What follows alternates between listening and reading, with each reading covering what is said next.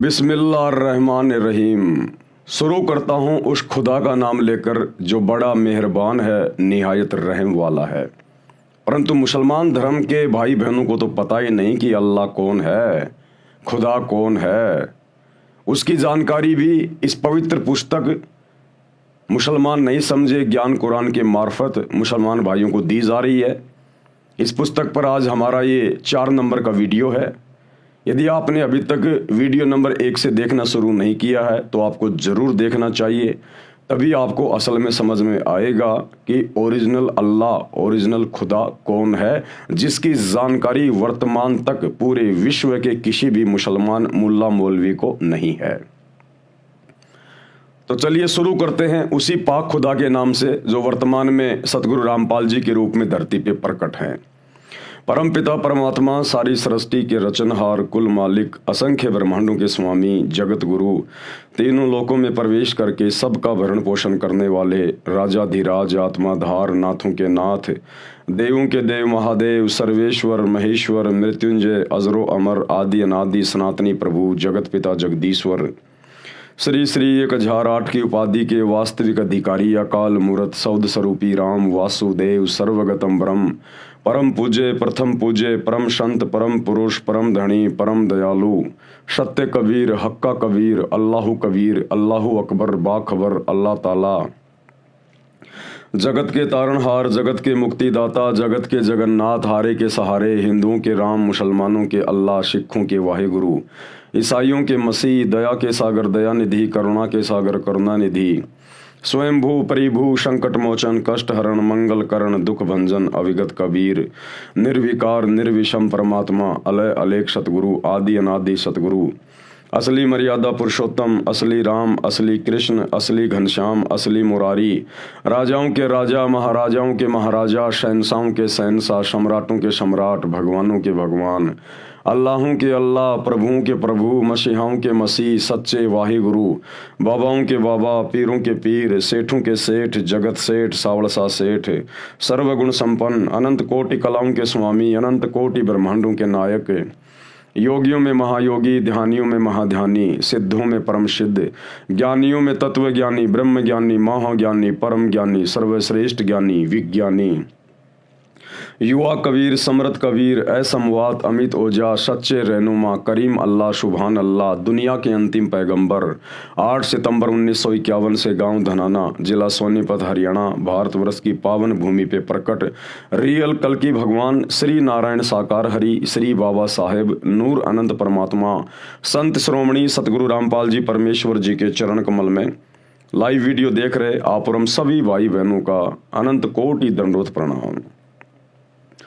भाई और बहनों, वर्तमान में अल्लाहु अकबर, अल्लाहु कबीर, जिसके विषय में पूरा मुसलमान समाज बेखबर है, क्योंकि उसकी खबर कोई बाखबर बताएगा, जो सूरत फुरकानी 25 आयत नंबर 52 से 59 में लिखा हुआ है। और वो बाखबर, वो पाक खुदा स्वयं ही चल कर आता है और एक बाखबर की भूमिका करता है, मुर्शिद की भूमिका करता है, संत की भूमिका करता है, और अपने विषय में अपने द्वारा रची गई कायनात यानी सृष्टि की जानकारी वो स्वयं ही भली भांति समझाता है। तो पाक कुरान उसी बाखबर सतगुरु रामपाल जी की तरफ इशारा कर रही है, जिसके विषय में मुसलमान समाज के डुप्लीकेट अल्लाह ने, जिसे मुसलमान समाज अपना अल्लाह मानता है, उसने भी हाथ खड़े कर दिए और कहा कि ए पैगंबर, जिस अल्लाह ने, जिस खुदा ने आसमान और ज़मीन के दरमियान जो भी कुछ है 6 दिन में बनाया और 7वें दिन वो तख्त पे जा विराजा, उसकी खबर किसी बाखबर से जा पूछ। तो जिस ओरिजिनल अल्लाह, ओरिजिनल खुदा के बारे में मुसलमान धर्म के मानने वाले भाई बहनों के डुप्लीकेट अल्लाह को भी नहीं पता है, आज वो ओरिजिनल खुदा स्वयं धरती पर, भारतवर्ष की पावन भूमि पर सतगुरु रामपाल जी के रूप में स्वयं प्रकट है। आवश्यकता है तो उनको पहचानने की। उन्हें पहचाना जाएगा उनके सत्संग सुनकर। जेब से मोबाइल निकालिए, यूट्यूब पर सतगुरु रामपाल जी के प्रवचन सुनना शुरू करें, तब जाकर ये अल्लाह समझ में आएगा और आप मुसलमान धर्म के भाई बहन अपना आत्म कल्याण करवा सकते हैं। बाकी अल्लाह साकार है या निराकार है, धरती पर आता है या नहीं आता है, वो बेचून है या कैसा है, इन सभी बातों की बहुत सारी जानकारियां आपको पिछले वीडियो में उपलब्ध करवा दी गई है। आप जी पीछे की वीडियो देख सकते हैं। आज के वीडियो में हम आगे बढ़ेंगे कि और किन किन शास्त्रों में, ग्रंथों में, पुस्तकों में कबीर ही अल्लाह है, इबादई कबीरा वही परमेश्वर है, खुदा है, ओरिजिनल है, और किन किन शास्त्रों में प्रमाण है। तो आज पूज्य गुरुदेव भगवान सतगुरु रामपाल जी ये अल्लाह कबीर अपने कर कमल से इस पवित्र पुस्तक मुसलमान नहीं समझे ज्ञान कुरान इसकी रचना करके और हमें सच्चाई से रूबरू करवा रहे हैं। शास्त्रों में परमात्मा यानी अल्लाह का जिक्र सूक्ष्म वेद में कहा है कि सूक्ष्म वेद क्या है? आम समाज में केवल 4 वेद माने जाते हैं, ऋग्वेद, यजुर्वेद, सामवेद, अथर्ववेद। परंतु इन सभी चारों वेदों का पिता सूक्ष्म वेद को कहा गया है। सृष्टि की रचना का जो संपूर्ण ज्ञान, परमात्मा प्राप्ति का जो संपूर्ण ज्ञान है वो इन चारों वेदों में नहीं है। ये चारों वेद तो इस डुप्लीकेट अल्लाह ने, शैतान ने, हिंदू धर्म में जिसको काल कहा जाता है, इसने वो पूर्ण परमेश्वर की जानकारी, पूर्ण अल्लाह कबीर की जानकारी छुपा दी है। छुपाई क्यों है? उसके पीछे बहुत गहरा एक रीजन है जो आपको सृष्टि रचना से पता चलेगा। इसको एक श्राप लगा हुआ है उसके कारण, ताकि किसी भी आत्मा के पास, किसी भी इंसान के पास उस पूर्ण खुदा अल्लाह कबीर की सही जानकारी ना पहुंच जाए। तो वो 5वां वेद जो सूक्ष्म वेद होता है, स्वयं वो अल्लाह कबीर, ओरिजिनल खुदा, वो परमेश्वर, परमात्मा बाखबर बनकर, मुर्शिद बनकर, संत बनकर धरती पर आता है और अपने मुख कमल से वाणियां बोल बोल के वो सृष्टि का ज्ञान देता है, जो ज्ञान चारों वेदों में नहीं, मुसलमान धर्म की चारों पवित्र पुस्तकों में नहीं, गीता में नहीं, 18 पुराणों में नहीं, कंप्लीट नहीं है, थोड़ी थोड़ी जानकारी है। तो कंप्लीट जानकारी वो परमेश्वर, वो अल्लाह, वो खुदा, वो कबीर भगवान स्वयं ही धरती पर प्रकट होकर और अपने मुख कमल से वाणियां बोलकर हमें बताता है, समझाता है। उनके मुख कमल से बोली गई वाणियों को सच्चिदानंद घन ब्रह्म की वाणी कहा जाता है, कलाम ए कबीर कहा जाता है, कबीर वाणी कहा जाता है। और फिर आगे चलकर उसका एक संग्रह कर लिया जाता है जिसको कबीर सागर का नाम दिया गया। 350 साल पहले आदरणीय गरीबदास जी ने उसी परमेश्वर के विषय में 24,000 तमाम वाणियां लिखी हैं, जो आज एक अमर ग्रंथ के रूप में हमारे पास में उपलब्ध है। तो 5वां वेद सूक्ष्म वेद, जिसमें सूक्ष्म जानकारी है, जो जानकारी हिंदुओं के चारों वेदों में नहीं, मुसलमानों की चारों पुस्तकों में नहीं, ईसाइयों की बाइबल में नहीं, सिखों के गुरु ग्रंथ साहिब में नहीं, वो जानकारी वो अल्लाह कबीर स्वयं धरती पर प्रकट होकर अपनी वाणियां बोल के देता है, जिसको सूक्ष्म वेद कहा जाता है। तो सूक्ष्म वेद में क्या कहा गया है? वही मोहम्मद, वही महादेव, वही आदम, वही ब्रह्मा, दास गरीब दूसरा कोई नहीं, देख आपने घर मां। क्या कहा गया है? वही मोहम्मद, वही महादेव। कि ये हिंदू मुसलमान आपस में शैतान की प्रेरणा से, काल की प्रेरणा से धर्मों में बंटकर अपने अपने धर्म को, अपनी अपनी भक्ति को सर्वश्रेष्ठ मानकर उलझे हुए हैं। लेकिन सूक्ष्म वेद में अल्लाह कबीर ने कंप्लीट जानकारी दी है और कहा है कि लड़ो मत, झगड़ो मत। यहाँ की 21 ब्रह्मांड की सृष्टि जो शैतान चला रहा है, ये डुप्लीकेट अल्लाह चला रहा है, जिसने गीता जी का ज्ञान महाभारत के युद्ध के दौरान श्री कृष्ण में प्रवेश करके अर्जुन को दिया, और उधर हजरत मोहम्मद के ऊपर जिसने कुरान शरीफ की आयतें नाजिल की, ये एक ही है। इसको चाहे डुप्लीकेट अल्लाह कहो, चाहे शैतान कहो, चाहे काल कहो, चाहे इसको क्षर ब्रह्म कहो, ज्योति निरंजन कहो, ये एक ही शक्ति है जो अपने आप में यहाँ पर अल्लाह यानी भगवान बन के बैठा हुआ है। तो सूक्ष्म वेद में कहा है कि वही मोहम्मद, वही महादेव, यानी मुसलमान धर्म में हजरत मोहम्मद जी शंकर जी के अवतार हैं, शंकर जी के गण हैं, उनके शंकर लोक से आई हुई एक आत्मा है। तो शंकर कहिए चाहे हजरत मोहम्मद कहिए, बात एक ही है, ये आत्मा शंकर जी के लोक से आई हुई है। वही मोहम्मद, वही महादेव, और वही आदम, वही ब्रह्मा। और मुसलमान धर्म के लोग जिसे अपना प्रथम पुरुष मानते हैं बाबा आदम, ये बाबा आदम ब्रह्मा जी के लोक से आई हुई आत्मा है, ये ब्रह्मा जी का गण है, ब्रह्मा जी का गण है। वही मोहम्मद, वही महादेव, वही आदम, वही ब्रह्मा, दास गरीब दूसरा कोई नहीं। आदरणीय गरीबदास जी कह रहे हैं सूक्ष्म वेद में कि दूसरा और कोई नहीं है, देख आपने घर में यानी उस सच्चे मुर्शिद सच्चे सतगुरु की शरण में आ, उससे भक्ति प्राप्त कर और फिर वो तुझे शरीर के कमल खोलने के जो शत भक्ति मंत्र देगा उनका जाप कर, फिर तुझे बिल्कुल स्पष्ट दिखाई देगा, तेरे चैनल खुल जाएंगे, तेरी दिव्य दृष्टि खुल जाएगी, तुझे स्पष्ट दिखाई देगा कि हजरत मोहम्मद जिसे तुम अपना पैगंबर मानते हो ये शंकर जी का गण है, श्री शंकर जी के लोक से आई हुई आत्मा है, और बाबा आदम ब्रह्मा जी का गण है, ब्रह्मा जी के लोक से आई हुई आत्मा है। भावार्थ, मुसलमान धर्म के प्रवर्तक हजरत मोहम्मद जी भगवान शिव के लोक से आए पुण्यकर्मी आत्मा थे जो परंपरागत साधना ही एक गुफा में बैठकर किया करते थे। जिस समय हजरत मोहम्मद जी को जिब्राइल नाम का फरिश्ता नहीं मिला था, उनके ऊपर किसी प्रकार की कोई आयतें नाजिल नहीं हुई थी, उससे पहले भी हजरत मोहम्मद जी हीरा की गुफा में बैठकर समाधि लगाया करते थे, पद्म आसन लगाकर साधना किया करते थे, शंकर भगवान की साधना किया करते थे, क्योंकि ये शंकर जी के लोक से आए हुए हैं। अब ये शंकर जी कौन है? ये ब्रह्मा विष्णु और शंकर जी ये तीनों शैतान के पुत्र हैं, ये काल के पुत्र हैं। ये आपको सृष्टि रचना से पता चलेगा जब आगे इस पुस्तक में हम पढ़ेंगे। शिव जी का एक गण जो 11 रुद्रों में से एक है, वह मोहम्मद जी से उस गुफा में मिले। उन्हीं की भाषा अरबी भाषा में काल प्रभु अर्थात ब्रह्म का संदेश सुनाया। उसी रुद्र को मुसलमान जिब्राइल फरिश्ता कहते हैं। मुसलमान धर्म के लोग जिस जिब्राइल को फरिश्ता कहते हैं कि हमारे पैगंबर को जिब्राइल आके मिला था, वो जिब्राइल शंकर जी के 11 रुद्रों में से एक था, जिसने शैतान का फरमान सुनाया, इस काल ब्रह्म का उसको फरमान सुनाया, जो नेक फरिश्ता माना जाता है। हजरत आदम, अभी हजरत आदम जी कौन थे? यानी मोहम्मद जी का तो हो गया क्लियर कि वही मोहम्मद वही महादेव और वही आदम वही ब्रह्मा। हजरत आदम पुराणों में तथा जैन धर्म के ग्रंथों में प्रसंग आता है जो इस प्रकार है। ऋषभ देव जी राजा नाभिराज के पुत्र थे। नाभिराज जी अयोध्या के राजा थे। ऋषभ देव जी के 100 पुत्र तथा एक पुत्री थी। ये सतयुग की बातें हैं।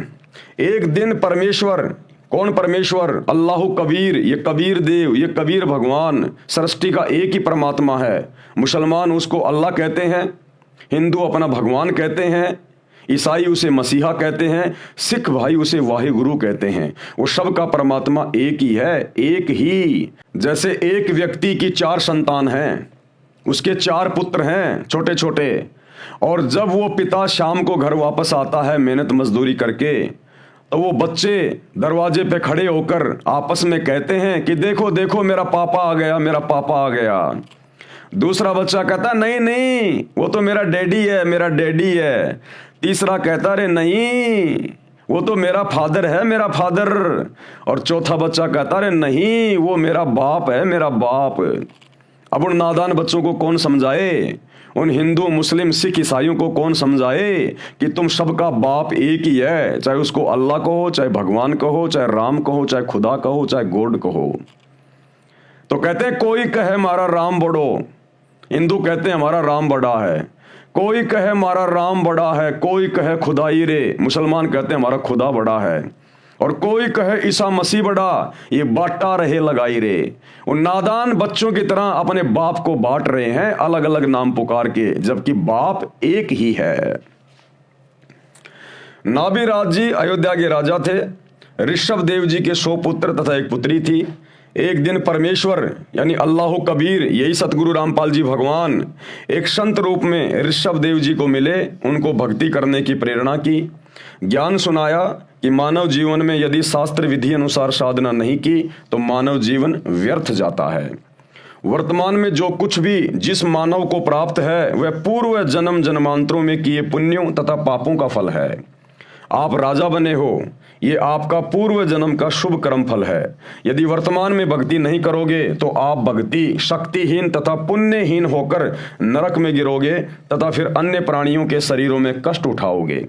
जैसे वर्तमान में इन्वर्टर की बैटरी चार्ज कर रखी है और चार्जर निकाल रखा है, फिर भी वह बैटरी कार्य कर रही है। इन्वर्टर से पंखा भी चल रहा है, बल्ब ट्यूब भी जग रहे हैं। यदि चार्जर को फिर से लगाकर चार्ज नहीं किया गया, यानी फिर से मनुष्य जन्म में भक्ति शुरू नहीं की गई, तो कुछ समय उपरांत इन्वर्टर सारा कार्य छोड़ देगा।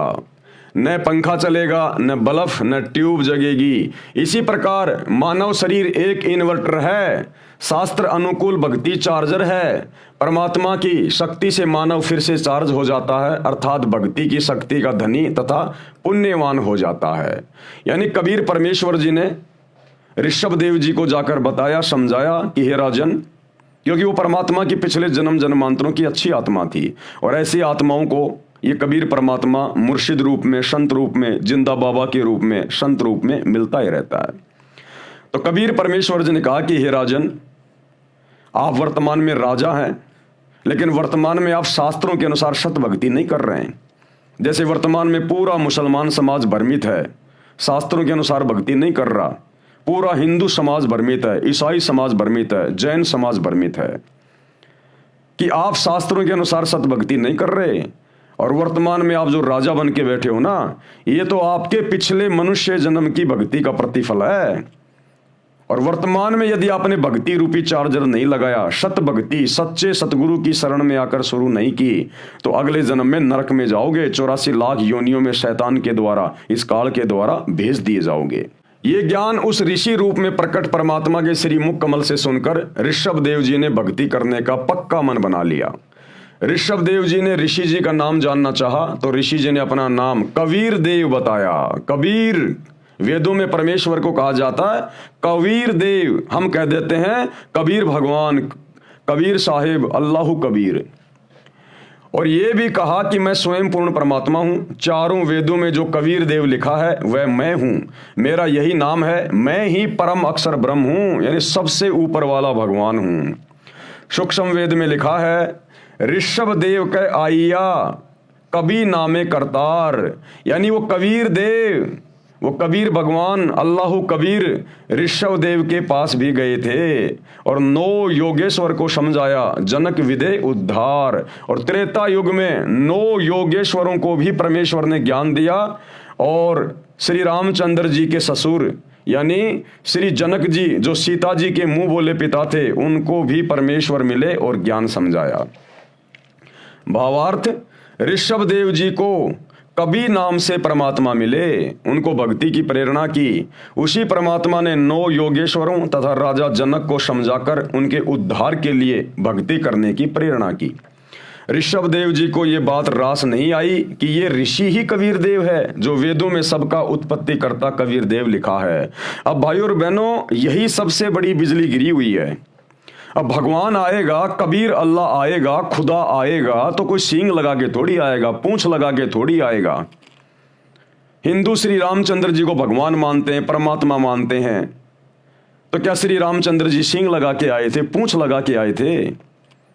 द्वापर में श्री कृष्ण जी आए, हिंदू से अपना भगवान कहते हैं, क्या वो नाक पे सींग लगा के आया था, पूंछ लगा के आया था? मुसलमान धर्म का कोई भी पीर पैगंबर, बाबा आदम से लेकर हजरत मोहम्मद तक, क्या कोई सींग लगा के आए थे? अन्य कोई आडंबर या पाखंड करके आए थे? अरे परमात्मा है जिसने सबको पैदा किया है, जिसने पूरी सृष्टि रचाई है, ये पृथ्वी जिसने बनाई है, उस परमेश्वर को क्या डर है यहां पर आने में? लेकिन जब वो परमात्मा यहां आता है आप और हमें समझाने के लिए, क्योंकि परमात्मा क्यों आएगा, खुदा क्यों आएगा? आप और हमें समझाने के लिए आएगा, हमें ज्ञान देने के लिए आएगा, क्योंकि हम सभी आत्माएं भटकी हुई हैं। हम इस शैतान के चक्कर में, इस काल के चक्कर में अपने सुखमय स्थान, उस 7वें आसमान वाले स्थान जन्नत, ओरिजिनल सतलोक को छोड़ के आ गए। यहाँ पर इस शैतान ने हमारे को भ्रमित किया, वहां पर हमारे को परमेश्वर से, अल्लाह कबीर से दूर किया। तो गुरुदेव भगवान, वो कबीर परमात्मा हमारी उन तमाम गलतियों को माफ करते हुए हमें वहां फिर ले जाने के लिए आते हैं, और यहाँ तरह तरह के रूप धारण करके हमें सच्चा ज्ञान देते हैं, शास्त्रों के अनुसार ज्ञान देकर, प्रमाण देकर समझाने का प्रयास करते हैं। लेकिन उस समय तक इस काल शैतान ने अपने नकली धर्मगुरुओं के माध्यम से, मुल्ला मौलवियों के माध्यम से, पंडित आचार्य शंकराचार्यों के माध्यम से पूरे भगत समाज में यह गलत धारणा फैला दी होती है कि भगवान तो निराकार है, अल्लाह तो बेचून है, अल्लाह दिखाई नहीं देता, अल्लाह धरती पे नहीं आता। तो जब वो ओरिजिनल अल्लाह, वो कबीर परमात्मा संत रूप में, मुर्शिद रूप में धरती पे आता है और अपना सच्चा ज्ञान देता है, तो जल्दी से आत्माएं स्वीकार नहीं कर पाती हैं, क्योंकि पुराना रंग, वो अज्ञान का, धर्म के ठेकेदारों के द्वारा जो चढ़ाया हुआ होता है, वो जल्दी से उतर नहीं पाता। लेकिन लगातार उनके सत्संग प्रवचन सुनते रहने से वो अज्ञान एक दिन साफ हो जाता है और स्पष्ट रूप से वो परमेश्वर उन आत्माओं को दिखाई देने लगता है। तो भाई और बहनों, थोड़ा सा दिमाग पे जोर डालिए, सतगुरु रामपाल जी का मकसद क्या है? क्या उन्हें मुसलमानों से कोई लोभ लालच है, कोई स्वार्थ है? क्या अन्य धर्म के लोगों से कोई लोभ लालच है, जो इतनी मोटी मोटी 500-500 पेज की पुस्तकें लिख रहे हैं, 30 साल से दिन रात सत्संग कर रहे हैं? क्या स्वार्थ है उनका? वो हमारा पिता है, हमारा बाप है, अल्लाह कबीर है। वो अपनी आत्माओं के लिए ये प्रयास कर रहा है, क्योंकि उसे स्पष्ट दिखाई देता है ये मनुष्य जन्म केवल भक्ति के लिए मिलता है, उसी अल्लाह कबीर की रजा से मिला है। अन्यथा ये शैतान, ये काल हमें 84 लाख योनियों से बाहर नहीं निकलने दे। लेकिन उस अल्लाह कबीर सच्चे खुदा की रहमत से हमें 84 लाख योनियां भोगने के बाद एक मनुष्य शरीर मिलता है। ये चाहे मुसलमान हो, चाहे हिंदू हो, चाहे सिख हो, चाहे ईसाई हो, पूरी दुनिया में 4000 के आसपास धर्म है। हर धर्म के व्यक्ति एक ही प्रोसीजर से माँ के पेट से गंदगी में लिपट के बाहर आते हैं। वो अल्लाह कबीर, वो परमात्मा किसी को हिंदू मुसलमान बना के नहीं भेजता। इस शैतान ने हमें बांटा हुआ है ताकि हम उस सच्चे परवरदिगार की पहचान ना कर लें जब वो धरती पर आकर ज्ञान देता है। तो थोड़ा सा दिमाग पर जोर डालिए, सतगुरु रामपाल जी के प्रवचन घर बैठे मोबाइल पर, यूट्यूब पर सुनना शुरू कीजिएगा एक बार। ये बात रास नहीं आई कि ये ऋषि ही कबीर देव है, जो वेदों में सबका उत्पत्ति करता कबीर देव लिखा है, परंतु भक्ति करने का दृढ़ मन बना लिया। एक तपस्वी ऋषि से दीक्षा लेकर ओम नाम का जाप तथा हठ योग किया। ऋषभ देव जी का बड़ा पुत्र भरत था, भरत का पुत्र मारीची था। ऋषभ देव जी ने पहले 1 वर्ष तक निराहार यानी भूखा रहकर तप किया, जो शास्त्रों के विरुद्ध था। किसी भी शास्त्र में रोजे करने का, व्रत करने का कहीं नहीं लिखा हुआ। ये केवल मनमाना आचरण है, मनमाना आचरण। फिर 1000 वर्ष तक घोर तप किया। ये तप करना भी किसी भी धर्म की पवित्र पुस्तकों में नहीं लिखा हुआ है, नकली धर्म गुरुओं के द्वारा काल प्रेरणा से, शैतान की प्रेरणा से। क्योंकि शैतान का, इस काल का तो एक ही काम है कि हम उल्टी साधना में लगे रहें और अपने कर्म फोड़ते रहें, अपना ये अनमोल मनुष्य शरीर और ये समासें बर्बाद करते रहें। तपस्या समाप्त करके अपने पुत्र अर्थात भरत के पुत्र मारीची को प्रथम धर्म उपदेशना यानी दीक्षा दी। ये मारीची वाली आत्मा 24वें तीर्थकर महावीर जैन जी हुए थे। ऋषभ देव जी ने जैन धर्म नहीं चलाया, ये तो श्री महावीर जैन जी से चला है। वैसे श्री महावीर जी ने भी किसी धर्म की स्थापना नहीं की थी, केवल अपने अनुभव को अपने अनुयायियों को बताया था। जिस प्रकार श्री हजरत मोहम्मद जी ने कोई मुसलमान धर्म नहीं चलाया, कोई इस्लाम धर्म नहीं चलाया, उन्होंने केवल एक पंथ चलाया था जिस पंथ में बुराइयां नहीं थी, मांस नहीं खाया जाता था, शराब नहीं पी जाती थी, ब्याज नहीं लिया जाता था, चोरी नहीं की जाती थी, केवल एक परमात्मा की पूजा की जाती थी, जैसा भी उनको ज्ञान था। तो हजरत मोहम्मद ने कोई धर्म नहीं चलाया था, केवल एक पंथ चलाया था। लेकिन आगे चलकर शैतान ने इसको एक धर्म का रूप दे दिया। ऋषभ देव जी ओम नाम का जाप यानी ओंकार बोलकर करते थे, क्योंकि वेदों में और गीता में केवल एक ही मंत्र है ओम, और कोई मंत्र नहीं है जाप करने का चारों वेदों में और गीता में। और ये ओम मंत्र केवल शैतान का है, इस काल का है। शैतान की गोद में ही जाएंगे ओम मंत्र का जाप करके भी। हाँ, ये है, अगर वेदों अनुसार, गीता अनुसार अगर इस ओम नाम का जाप करेंगे और इसकी मर्यादा में रहेंगे तो ब्रह्मा विष्णु महेश की भक्ति से ज्यादा समय तक हम लोग जन्नत में रह सकते हैं, स्वर्ग में रह सकते हैं। और जिस दिन हमारी भक्ति समाप्त होगी उस दिन ये काल हमें उठाकर 84 लाख योनियों में गधा कुत्ता बनाने के लिए छोड़ देता है, नरक में डाल देता है। जिस प्रकार भाई और बहनों ये जन्नत क्या है, ये स्वर्ग क्या है, जहां जाने के लिए मुसलमान धर्म के भाई बहन हम जन्नत में जाएंगे, जन्नत में जाएंगे। हिंदू कहते हैं हम स्वर्ग में जाएंगे, स्वर्ग में जाएंगे। माता पिता दादा दादी के मरने के बाद उसमें लिख देते हैं हमारे स्वर्गवासी दादाजी, और पूरी जिंदगी उसने वो काम किए जो नरक में जाने वाले हैं। तो क्या है ये जन्नत, क्या है ये स्वर्ग? गुरुदेव भगवान ने समझाया, जैसे कोई धनी व्यक्ति और साल भर अपने क्षेत्र में कार्य करता है, नौकरी करता है, थोड़े बहुत पैसे जमा करता है, फिर गर्मी के दिनों में वो अपने बच्चों को लेकर शिमला, ऊटी, मनाली इधर छुट्टियां मनाने चला जाता महीने 2 महीने के लिए। वहां जाकर एक होटल को किराए पे ले लेता है और वहां पर पैसे जमा करवाता है। एक होटल किराए पे ले लिया और जितने भी दिन वो वहां रहेंगे कोई काम नहीं करेंगे, केवल सारा दिन घूमना फिरना, मौज मस्ती करना, होटल में खाना पीना, लेकिन पैसे उसी के खर्च हो रहे हैं। और जब उसके पैसे खर्च हो जाएंगे, होटल वाला बोलेगा भैया या तो पैसे जमा करो या फिर अपना बोरिया बिस्तर यहां से उठाओ। अगर और पैसे हैं तो जमा करवा देगा और थोड़े दिन रह लेगा, अन्यथा उसके बाद फिर वापस अपने उसी वो कर्म क्षेत्र में आ जाता है। बच्चे घर पे बैठ जाएंगे, वो अपनी नौकरी पे जाएगा। इसी प्रकार ये स्वर्ग और ये जन्नत है, ये पृथ्वी लोक।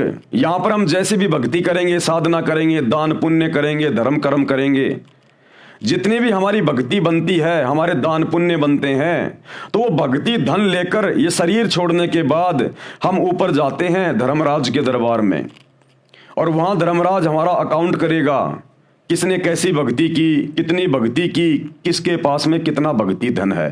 क्योंकि यहां का धन हम ऊपर लेकर नहीं जा सकते, और ना यहां का धन ऊपर चलता है। जब पाकिस्तान का पैसा हिंदुस्तान में नहीं चलता, हिंदुस्तान का पैसा अमेरिका में नहीं चलता, तो यहां का पैसा वहां ऊपर कैसे चलेगा? वहां तो भक्ति धन चलेगा। परमात्मा कहते हैं कबीरा सब जग निर्धना धनवंता ना कोई, और धनवंता सो जानिए जिसके पास शत भक्ति रूपी धन होए। और ये शत भक्ति रूपी धन जमा होता है केवल सतगुरु की शरण में आकर भक्ति करने से। तो जब ऊपर जाएंगे धर्मराज देखेगा भैया तेरे को मनुष्य शरीर दिया था भक्ति करने के लिए, अरे बाकी कर्म तो जानवर भी कर ही रहे हैं, बच्चे पैदा करना, उनका पालन पोषण करना, अंत में मर जाना, ये काम तो जानवर भी करता है, पशु पक्षी भी करते हैं। तू क्या करके आया? क्या वही जानवर वाले कर्म करके आया, या तेरे को जो ये मनुष्य शरीर दिया था भक्ति करने के लिए, सच्चे खुदा की सच्ची इबादत करने के लिए, कुछ किया नहीं की? तो वहां जाकर ये नीची गर्दन कर देता है, मुझे तो पता ही नहीं था कौन अल्लाह था, कौन भगवान था, कौन परमात्मा था। मैं तो वही पत्थरों की, मज़ारों की, मस्जिदों की, मंदिरों की, देवी देवताओं की पूजा में लगा रहा। तो जैसा भी काल तक की साधना करके थोड़ा बहुत भक्ति धनिय लेके जाता है, उस आधार से सबसे पहले इसको जन्नत में भेजा जाता है, स्वर्ग में भेजा जाता है कि भैया तेरी इतनी भक्ति है और 20 साल या 100 साल तू जन्नत में रहेगा। वहां ऑटोमेटिक सिस्टम होता है सारा, उनकी विज्ञान बहुत जबरदस्त है, देवताओं की विज्ञान यहाँ की विज्ञान से लाखों गुना उत्तम है। तो ऑटोमेटिक होता है वहां पर सारा काम। तो जब तक उस भगत के, वो चाहे हिंदू हो चाहे मुसलमान हो, वहां धर्मराज के दरबार में नंगा होके एक लाइन में खड़ा होता है, वहां कोई हिंदू मुस्लिम नहीं चलता। वहां तो भक्ति धन देखते हैं, बेटा क्या लाया कमा के, भक्ति करी कि नहीं करी, तेरे को मनुष्य जन्म दिया था। तो जितनी उसकी भक्ति होती है उसको ऊपर जन्नत में, स्वर्ग में भेज दिया जाता है। साल 2 साल 10 साल 20 साल 50 साल जिसकी जैसी भक्ति है, यानी होटल में जो जितने समय तक रुकना चाहेगा उतना पैसा जमा कराना पड़ेगा। तो जब उसका ऊपर का समय पूरा हो जाएगा, उसकी भक्ति कमाई नष्ट हो जाएगी, फिर उसको नीचे पटका जाएगा नरक में। क्यों? क्योंकि उसके पाप कर्म भी उसके साथ होते हैं। अब यहाँ भक्ति आदमी करता है कम, पाप करता है ज्यादा। ये बकरे काटना, मुर्गे काटना, शराब पीना, चोरी करना, डकैती करना, रिश्वत लेना, मिलावट करना, झूठ बोलना, ब्याज लेना, ये पाप कर्म है। इन पाप कर्मों के बदले फिर हमारे को नरक में ठोका जाता है कि बेटा अब थोड़ा सा नरक का भी स्वाद ले ले। लाखों साल तक ये नरक में रहता है क्योंकि पाप कर्म ज्यादा होते हैं। नरक का समय जब पूरा हो जाएगा फिर इसको 84 लाख योनियों में डाला जाता है, चाहे हिंदू हो, चाहे मुसलमान हो, सिख हो, जैन हो, ईसाई हो, कोई भी हो। वहां केवल एक आत्मा देखी जाती है। फिर 84 लाख योनियों में डाला जाता है, इसको गधा कुत्ता सुअर बनाया जाता है। उतनी बार वो मुर्गा बनेगा, बकरा बनेगा, जितनी बार उसने, जब वो इंसान था उसने बकरे काटे, मुर्गे काटे। तुमने उस दरगाह का महल नहीं देखा, धर्मराज के तिल तिल का लेखा। उसने जितने बकरे काटे, मुर्गे काटे ना, अब वो 84 लाख योनियों में आएगा फिर अपना कर्म भोगने के लिए, और उतनी बार वो मुर्गा बनेगा जब उसने मनुष्य शरीर में मुर्गे काटे थे, लाख काटे थे, 20,000 काटे थे, 10,000 काटे थे, उतनी बार बारंबार उसको मुर्गा बनना पड़ेगा, बकरा बनना पड़ेगा, गाय बनना पड़ेगा, और उसको अपनी गर्दन कटवानी पड़ेगी, अपनी गर्दन।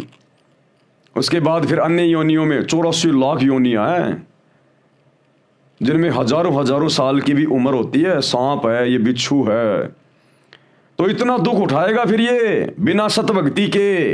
ये मंदिर पूजते पूजते, ये मस्जिदें पूजते पूजते, ये चर्च और गुरुद्वारे पूजते पूजते, क्योंकि ये सत भक्ति नहीं है, ये शास्त्रों के अनुसार भक्ति नहीं है। पत्थर पूजे हरी मिले तो मैं पूजूं पहाड़, इससे तो चाकी भली जो पीस खाए संसार। तो वो सच्ची भक्ति देने के लिए, जिस भक्ति को अपनाने के बाद ना मुसलमान कभी नरक में जाएगा, ना 84 लाख योनियों में जाएगा, ना हिंदू ये कष्ट उठाएगा, और 7वां आसमान जिसे मुसलमान कहते हैं लेकिन जानते नहीं, वो सतलोक है, उस अल्लाह कबीर का धाम, लोक, सचखंड, जिसको नानक जी ने सचखंड कहा है, जहां जाने के बाद कभी हमारी मृत्यु नहीं होती, कभी वहां पर हम बूढ़े नहीं होते, कोई काम नहीं करना पड़ता, ना वहां गधा कुत्ता बनना पड़ता, केवल सुख ही सुख है, ठाट बाट है, ऐसा ही शरीर है, ऐसा ही हमारा परिवार है, ऐसी मौज मस्ती है। लेकिन वो मिलेगा सच्चे कबीर की सच्ची इबादत करने से, और वो सच्चा कबीर, इबादत कबीरा, वर्तमान में सतगुरु रामपाल जी के रूप में वही भक्ति देकर हमें सदा सदा के लिए सुखी करने के लिए धरती पर संत रूप में, मुर्शिद रूप में प्रकट है। तो इनकी शरण में आना पड़ेगा, अन्यथा भाई साहब बहुत भयंकर बनेगी। चाहे हिंदू हो चाहे मुसलमान हो, उस परमात्मा के घर में हिंदू मुसलमान नहीं चलता, मंदिर मस्जिद नहीं चलती। अरे हजरत मोहम्मद जी ने कौन सी दिन मस्जिद में जा जाके पूजाएं की थी? श्री राम श्री कृष्ण ने कौन से दिन मंदिरों में जा जाके पूजा की थी? ये तो वर्तमान के पेट भर नकली अज्ञानी मुल्ला मौलवी धर्म गुरुओं ने, आचार्य शंकराचार्यों ने समाज को भ्रमित कर रखा है। तो भाई और बहनों, शास्त्रों के अनुसार भक्ति करोगे तब हमारे को सदगति मिलेगी, आत्मा का कल्याण होगा, वो चाहे हिंदू की हो चाहे मुसलमान की हो। और वो सतभक्ति वर्तमान में केवल अल्लाह कबीर सतगुरु रामपाल जी के पास है। ऋषभ देव जी ओम नाम का जाप ओंकार बोलकर करते थे, उसी को वर्तमान में अपभ्रंश करके अणोकार मंत्र जैनी कहते हैं, इसी का जाप करते हैं। इसको ओमकार तथा ओम भी कहते हैं। हम अपने मुख्य पॉइंट पे आते हैं। जैन धर्म ग्रंथ में तथा जैन धर्म के अनुयायियों द्वारा लिखित पुस्तक आओ जैन धर्म को जाने, उसमें लिखा है कि ऋषभ देव जी, जैनी उन्हीं को आदिनाथ कहते हैं। जैन धर्म के लोग जो आदिनाथ कहते हैं ना, वो ऋषभ देव जी को कहते हैं। तो वो ऋषभ देव जी वाली आत्मा कौन थी? वो ऋषभ देव की आत्मा ही बाबा आदम की आत्मा थी। वो उससे पहले बाबा आदम के शरीर में था वो ऋषभ देव। जैन धर्म ग्रंथ में तथा जैन धर्म के अनुयायियों द्वारा लिखित पुस्तक आओ जैन धर्म को जाने, उसमें लिखा है कि ऋषभ देव जी वाला जीव ही, यानी वही आत्मा बाबा आदम रूप में जन्मा था। वही आत्मा बाबा आदम के रूप में जन्मी थी। मुसलमान धर्म के लोग जिसे अपना प्रथम पुरुष कहते हैं बाबा आदम, वो ऋषभ देव वाली ही आत्मा थी। अब उसी सूक्ष्म वेद की वाणी का सरलार्थ करता हूं। वही मोहम्मद, वही महादेव, चाहे हजरत मोहम्मद कहिए चाहे शंकर जी कहिए, दोनों एक ही हैं। शंकर जी के ही गण थे हजरत मोहम्मद। और वही आदम, वही ब्रह्मा, और बाबा आदम ये ब्रह्मा जी के लोक से आई हुई उनकी आत्मा थी। और दास गरीब दूसरा कोई नहीं, देख आपने घर मां, यानी सच्चे सतगुरु, सच्चे मुर्शिद अल्लाह कबीर सतगुरु रामपाल जी से भक्ति ले लो, उपदेश ले लो, उनके द्वारा बताए गए शत भक्ति मंत्रों का जाप करो, तुम्हें अंदर ही अंदर दिखाई देगा जैसे टीवी चैनल में दिखाई देता है। यानी मैच कहीं पे हो रहा है, लाइव प्रोग्राम कहीं चल रहा है, और हम अपने घर बैठे मोबाइल में देख रहे हैं। इसी प्रकार जब आप सतगुरु रामपाल जी से भक्ति लोगे तो आपकी सिद्धियां ऑन हो जाएंगी। आप लोगों को अपने शरीर में दिखाई देने लगेगा सारा सब कुछ, कौन किसकी आत्मा है, कहां से आया कहां से गया है।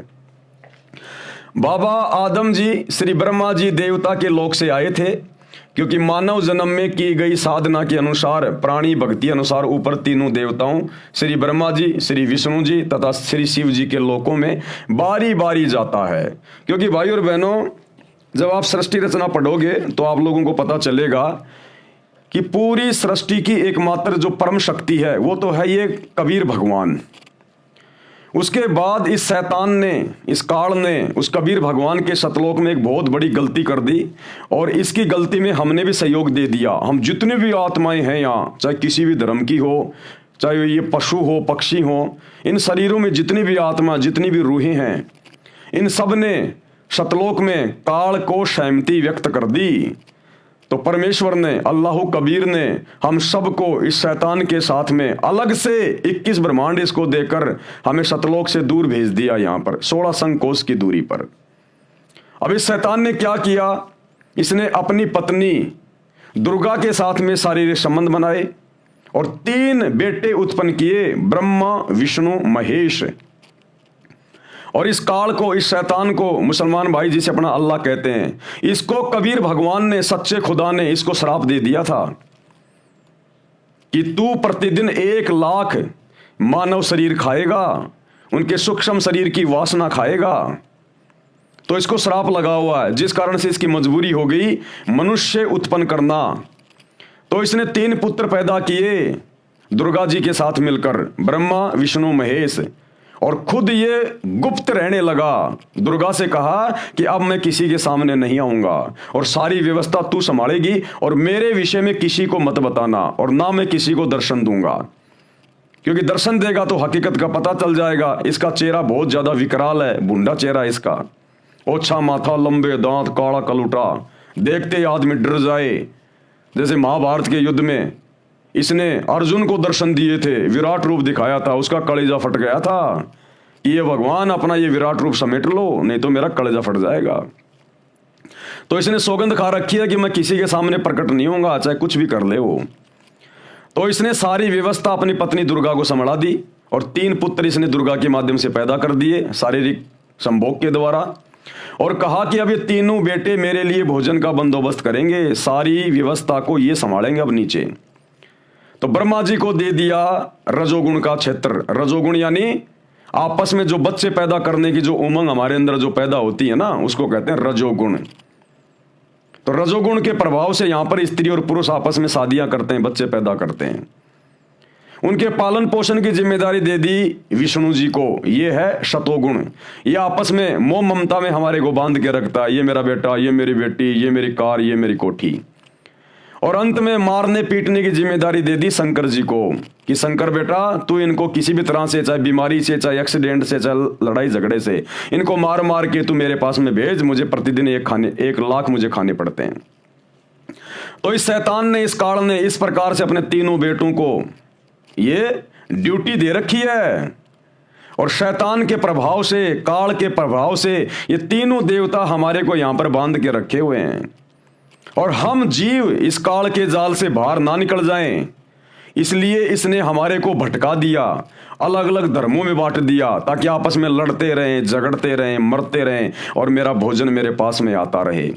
और जब कभी वो अल्लाह कबीर रहमान भगवान खुदा जब कभी वो धरती पर आए इन मूर्खों को ज्ञान समझाने के लिए, क्योंकि इंसानों को समझाने के लिए इंसान ही बनकर आया जाएगा, तो जब वो रहमान खुदा एक इंसान बन के आता है, संत रूप में, मुर्शिद रूप में आता है, जिंदा बाबा के रूप में आता है और अपना ज्ञान समझाता है, तो शैतान के प्रभाव से हम समझ नहीं पाते, क्योंकि ये गलत धारणा बैठा दी जाती है धर्मगुरुओं के द्वारा कि अल्लाह तो निराकार है, बेचून है, भगवान तो निराकार है, साकार नहीं है। तो जिस कारण से थोड़ी सी कठिनाइयां आती हैं। तो ब्रह्मा विष्णु महेश के माध्यम से ही यहाँ पर ये अवतार भेजे जाते हैं, पैगंबर भेजे जाते हैं। जैसे त्रेता में श्री रामचंद्र जी आप और हमको भक्ति मार्ग से भटकाने के लिए काल की प्रेरणा से, शैतान की प्रेरणा से और विष्णु जी के द्वारा उसको यहाँ भेजा गया। यानी विष्णु ही स्वयं श्री रामचंद्र थे और उल्टी भक्ति साधना दे के चला गया, अपने आप में भगवान बन के चला गया। आज पूरी दुनिया उसकी मूर्तियां पूज रही है, लेना एक देना दो। तो ये अवतार फिर इस काल के द्वारा, शैतान के द्वारा भेजे जाते हैं। इसी प्रकार द्वापर में श्री कृष्ण जी विष्णु जी के अवतार थे। ईसा मसीह जी वो श्री विष्णु जी के लोक से आए थे, अलग से एक धर्म बना गए, पंथ बना गए, सबको उल्टी साधना पे लगा गए। बाबा आदम उसी शैतान की प्रेरणा से, काल की प्रेरणा से ब्रह्मा जी के लोक से भेजे गए थे। वो ब्रह्मा जी के अवतार थे। हजरत मोहम्मद ये श्री शंकर जी के लोक से आए थे, शंकर जी के गण थे, ये शंकर जी के अवतार थे। तो सारा सिस्टम ये इस प्रकार से चल रहा है, ब्रह्मा विष्णु महेश के माध्यम से या नीचे का। तो वो कबीर भगवान हमें यही सारी बातें समझाने आता है कि बच्चों तुम काल के लोक में रह रहे हो, शैतान के लोक में रह रहे हो। ये अपने स्वार्थ के लिए तुम्हारे को धर्मों में, जातियों में, संप्रदायों में, देश में आपस में ये टुकड़े बना दिए इसने। एक देश की सीमा, दूसरे देश की सीमा, लड़ो झगड़ो, लगाओ फोर्स पुलिस, करो युद्ध, गृह युद्ध, महायुद्ध, और आते रहो मेरे मुंह में। और तुम्हें आपस में बांध के रखता है, ये लड़ा झगड़ा के रखता है। तुम्हें इतना बिजी कर दिया ताकि तुम मेरी बातों को ना सुन सको। और जब मैं कभी धरती पर आऊं तो तुम मेरे से वाद विवाद करो कि भगवान तो निराकार है, तू काहे का भगवान है, तू काहे का परमात्मा है। इसलिए वो कबीर भगवान यहां पर हम इंसानों को समझाने के लिए इंसान की तरह बन के आता है, क्योंकि वो हमारा बाप है, हमारा पिता है, उसको दर्द है, उसको तकलीफ है, शैतान को तकलीफ नहीं है। तो वर्तमान में वो हमारा बाप, सभी धर्मों का बाप, वो अल्लाह, वो पिता, वो खुदा सतगुरु रामपाल जी के रूप में धरती पर प्रकट है। भाई और बहनों, थोड़ा ठंडे दिमाग से विचार करो, नहीं तो एक बार ये शरीर छूट गया ना, फिर ये 84 लाख योनियों में डाल देगा, गधा कुत्ता बना देगा। फिर गधे कुत्ते को नहीं पता कौन अल्लाह है, कौन राम है, क्या भक्ति है, क्या भगवान है, कष्ट भोगो फिर। तो सत्संग सुनो और ये धर्म और जातियों की जंजीरों से जिसमें आप और हमारे को शैतान ने, काल ने जकड़ रखा है, इनको तोड़ो, इससे बाहर निकलो। सतगुरु रामपाल जी ये नहीं कहते कि तुम मेरे से नाम लेके तुम लोग अपना मुसलमान धर्म छोड़ दो, हिंदू धर्म छोड़ दो, नहीं। वो कहते तुम अपने धर्म में रहो, अपने घर में रहो, अपना काम धंधा करो, अपने बच्चों के साथ रहो, लेकिन भक्ति वो करो जो मैं तुम्हें दे रहा हूं, ताकि मरने के बाद में तुम्हारी सदगति हो, गधे कुत्ते बनने से तुम बच जाओ। और ये बुराइयां छोड़ दो जो बुराइयां शैतान ने लगा रखी हैं। ये जीव हत्या करना, मांस खाना, शराब पीना, चोरी करना, झूठ बोलना, व्यभिचार करना, ये बुराइयां हैं, ये काल का भोजन है। हमारे सूक्ष्म शरीर का यही तो वासना खाता है वो, जो पूरे जीवन में हम उल्टे सीधे कुकर्म करते हैं, खट्टा मीठा आहार करते हैं, मांस खाते हैं, शराब पीते हैं, नशा करते हैं। इस शरीर के अंदर एक सूक्ष्म शरीर है, उसमें ये वासना जमा हो जाती है, उसको मन खाता है। तो शरीर छूटने के बाद में ये ऊपर का जो शरीर है, स्थूल शरीर, हाड़ मांस का, इसको तो यहीं पे जला दिया जाएगा, दफना दिया जाएगा। अंदर इसके सूक्ष्म शरीर है जिसको आत्मा कहते हैं, ये जाएगी ऊपर तपस्या पर, इसको भून के खाएगा वो। आत्मा मरती नहीं है फिर, लेकिन कष्ट बहुत होता है।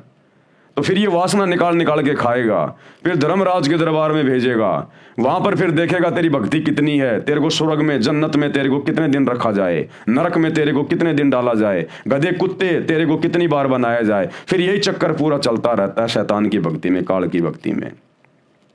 तो इस महाचक्कर से, कुचक्कर से निकालने के लिए वो अल्लाह कबीर, इबादत कबीरा, जिसका हर धर्म के हर धर्म ग्रंथों में जिक्र है, आज उसी पे तो वीडियो बन रहा है, वो आता है यहाँ पर संत रूप में और हमें आकर ज्ञान देता है, हम तक ये संदेश पहुंचाता है। अन्यथा सतगुरु रामपाल जी को क्या पड़ी मेरे भाई, ये इतनी मोटी मोटी पुस्तकें मुसलमान धर्म के लोगों को समझाने के लिए, हिंदू धर्म के लोगों को समझाने के लिए 30 साल से सत्संग कर रहे हैं दिन रात एक करके, क्योंकि वो हमारा पिता है सभी धर्मों का। तो भाई और बहनों, विचार करो, थोड़ा सत्संग सुनना शुरू करो, ठंडे दिमाग से सोचो। तो परमात्मा हकीकत बता रहे हैं कि आदम जी कौन थे, मोहम्मद जी कौन थे। बाबा आदम श्री ब्रह्मा जी देवता के लोक से आए थे, क्योंकि मानव जन्म में की गई साधना के अनुसार, प्राणी भक्ति अनुसार ऊपर तीनों देवताओं श्री ब्रह्मा जी, श्री विष्णु जी तथा श्री शिव जी के लोकों में बारी बारी जाता है। अपने पुण्य क्षीण होने पर यानी खत्म होने पर दोबारा से पृथ्वी पर संस्कारवश जन्म लेता है। कभी वो हिंदू बनता है, कभी मुसलमान बनता है। जरूरी नहीं है मुसलमान है तो मुसलमान ही बनेगा, स्त्री है तो स्त्री बनेगी, नहीं, वो पुरुष भी बन जाएगा, वो हिजड़ा भी बन जाएगा, कभी स्त्री बनेगा, कभी आदमी बनेगा, कभी मुसलमान धर्म में जन्म लेगा, कभी हिंदू धर्म में जन्म लेगा। आज कोई मुसलमान धर्म में जन्म लेकर कट्टर मुस्लिम बना हुआ है, मरने के बाद 84 लाख योनियां भोगने के बाद फिर हो सकता अपने संस्कारवश वो हिंदू धर्म में जन्म ले लेगा। अब पहले तो मुसलमान धर्म में था, मुस्लिम था, कट्टर था, अब हिंदू धर्म में जन्म लेके जय श्री राम का झंडा उठा के घूम रहा है। तो ये काल हमारे को इस प्रकार से भ्रमित रखता है। अपने पुण्य यानी भक्ति नष्ट होने पर दोबारा से पृथ्वी पर संस्कारवश जन्म लेता है। संत गरीबदास जी गांव छुडानी जिला झज्जर हरियाणा प्रांत वाले को स्वयं ही वही परमात्मा मिले थे, वही कबीर देव, वही कबीर भगवान मिले थे जो ऋषभ देव जी को मिले थे। संत गरीबदास जी ने परमेश्वर के साथ ऊपर जाकर यानी गरीबदास जी की आत्मा को निकालकर कबीर परमात्मा 350 साल पहले अपने सतलोक में लेकर गए थे। उन्हें सतलोक दिखाने के लिए गए थे ताकि वो आत्मा फिर नीचे आकर जो उसने परमात्मा के साथ जाकर ऊपर देखा, उसका लोक देखा, वो सतलोक, वो सचखंड, सातवां आसमान, वो कितना सुंदर है। वहां पर कभी मृत्यु नहीं होती। ऐसा ही हमारा परिवार है, आज भी है। हमारे पर्सनल विमान खड़े हैं वहां पर, हमारे महल हैं बड़े बड़े, हमारा नूरी शरीर है, कोई काम धंधा नहीं करना पड़ता।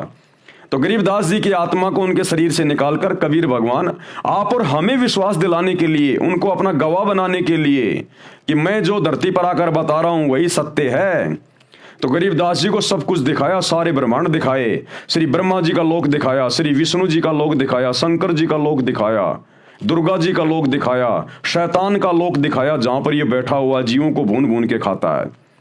और फिर सतलोक लेकर गए, पूरा सतलोक दिखाया और उसके बाद उनकी आत्मा को वापस छोड़ा।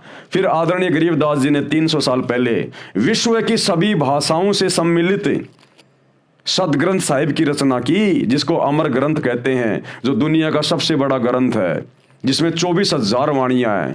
गरीबदास जी अनपढ़ थे, वो कभी स्कूल नहीं गए, उनको अक्षर ज्ञान नहीं था, फिर भी उन्होंने पूरे विश्व की भाषाओं के शब्दों का अपने सदग्रंथ में समावेश किया है।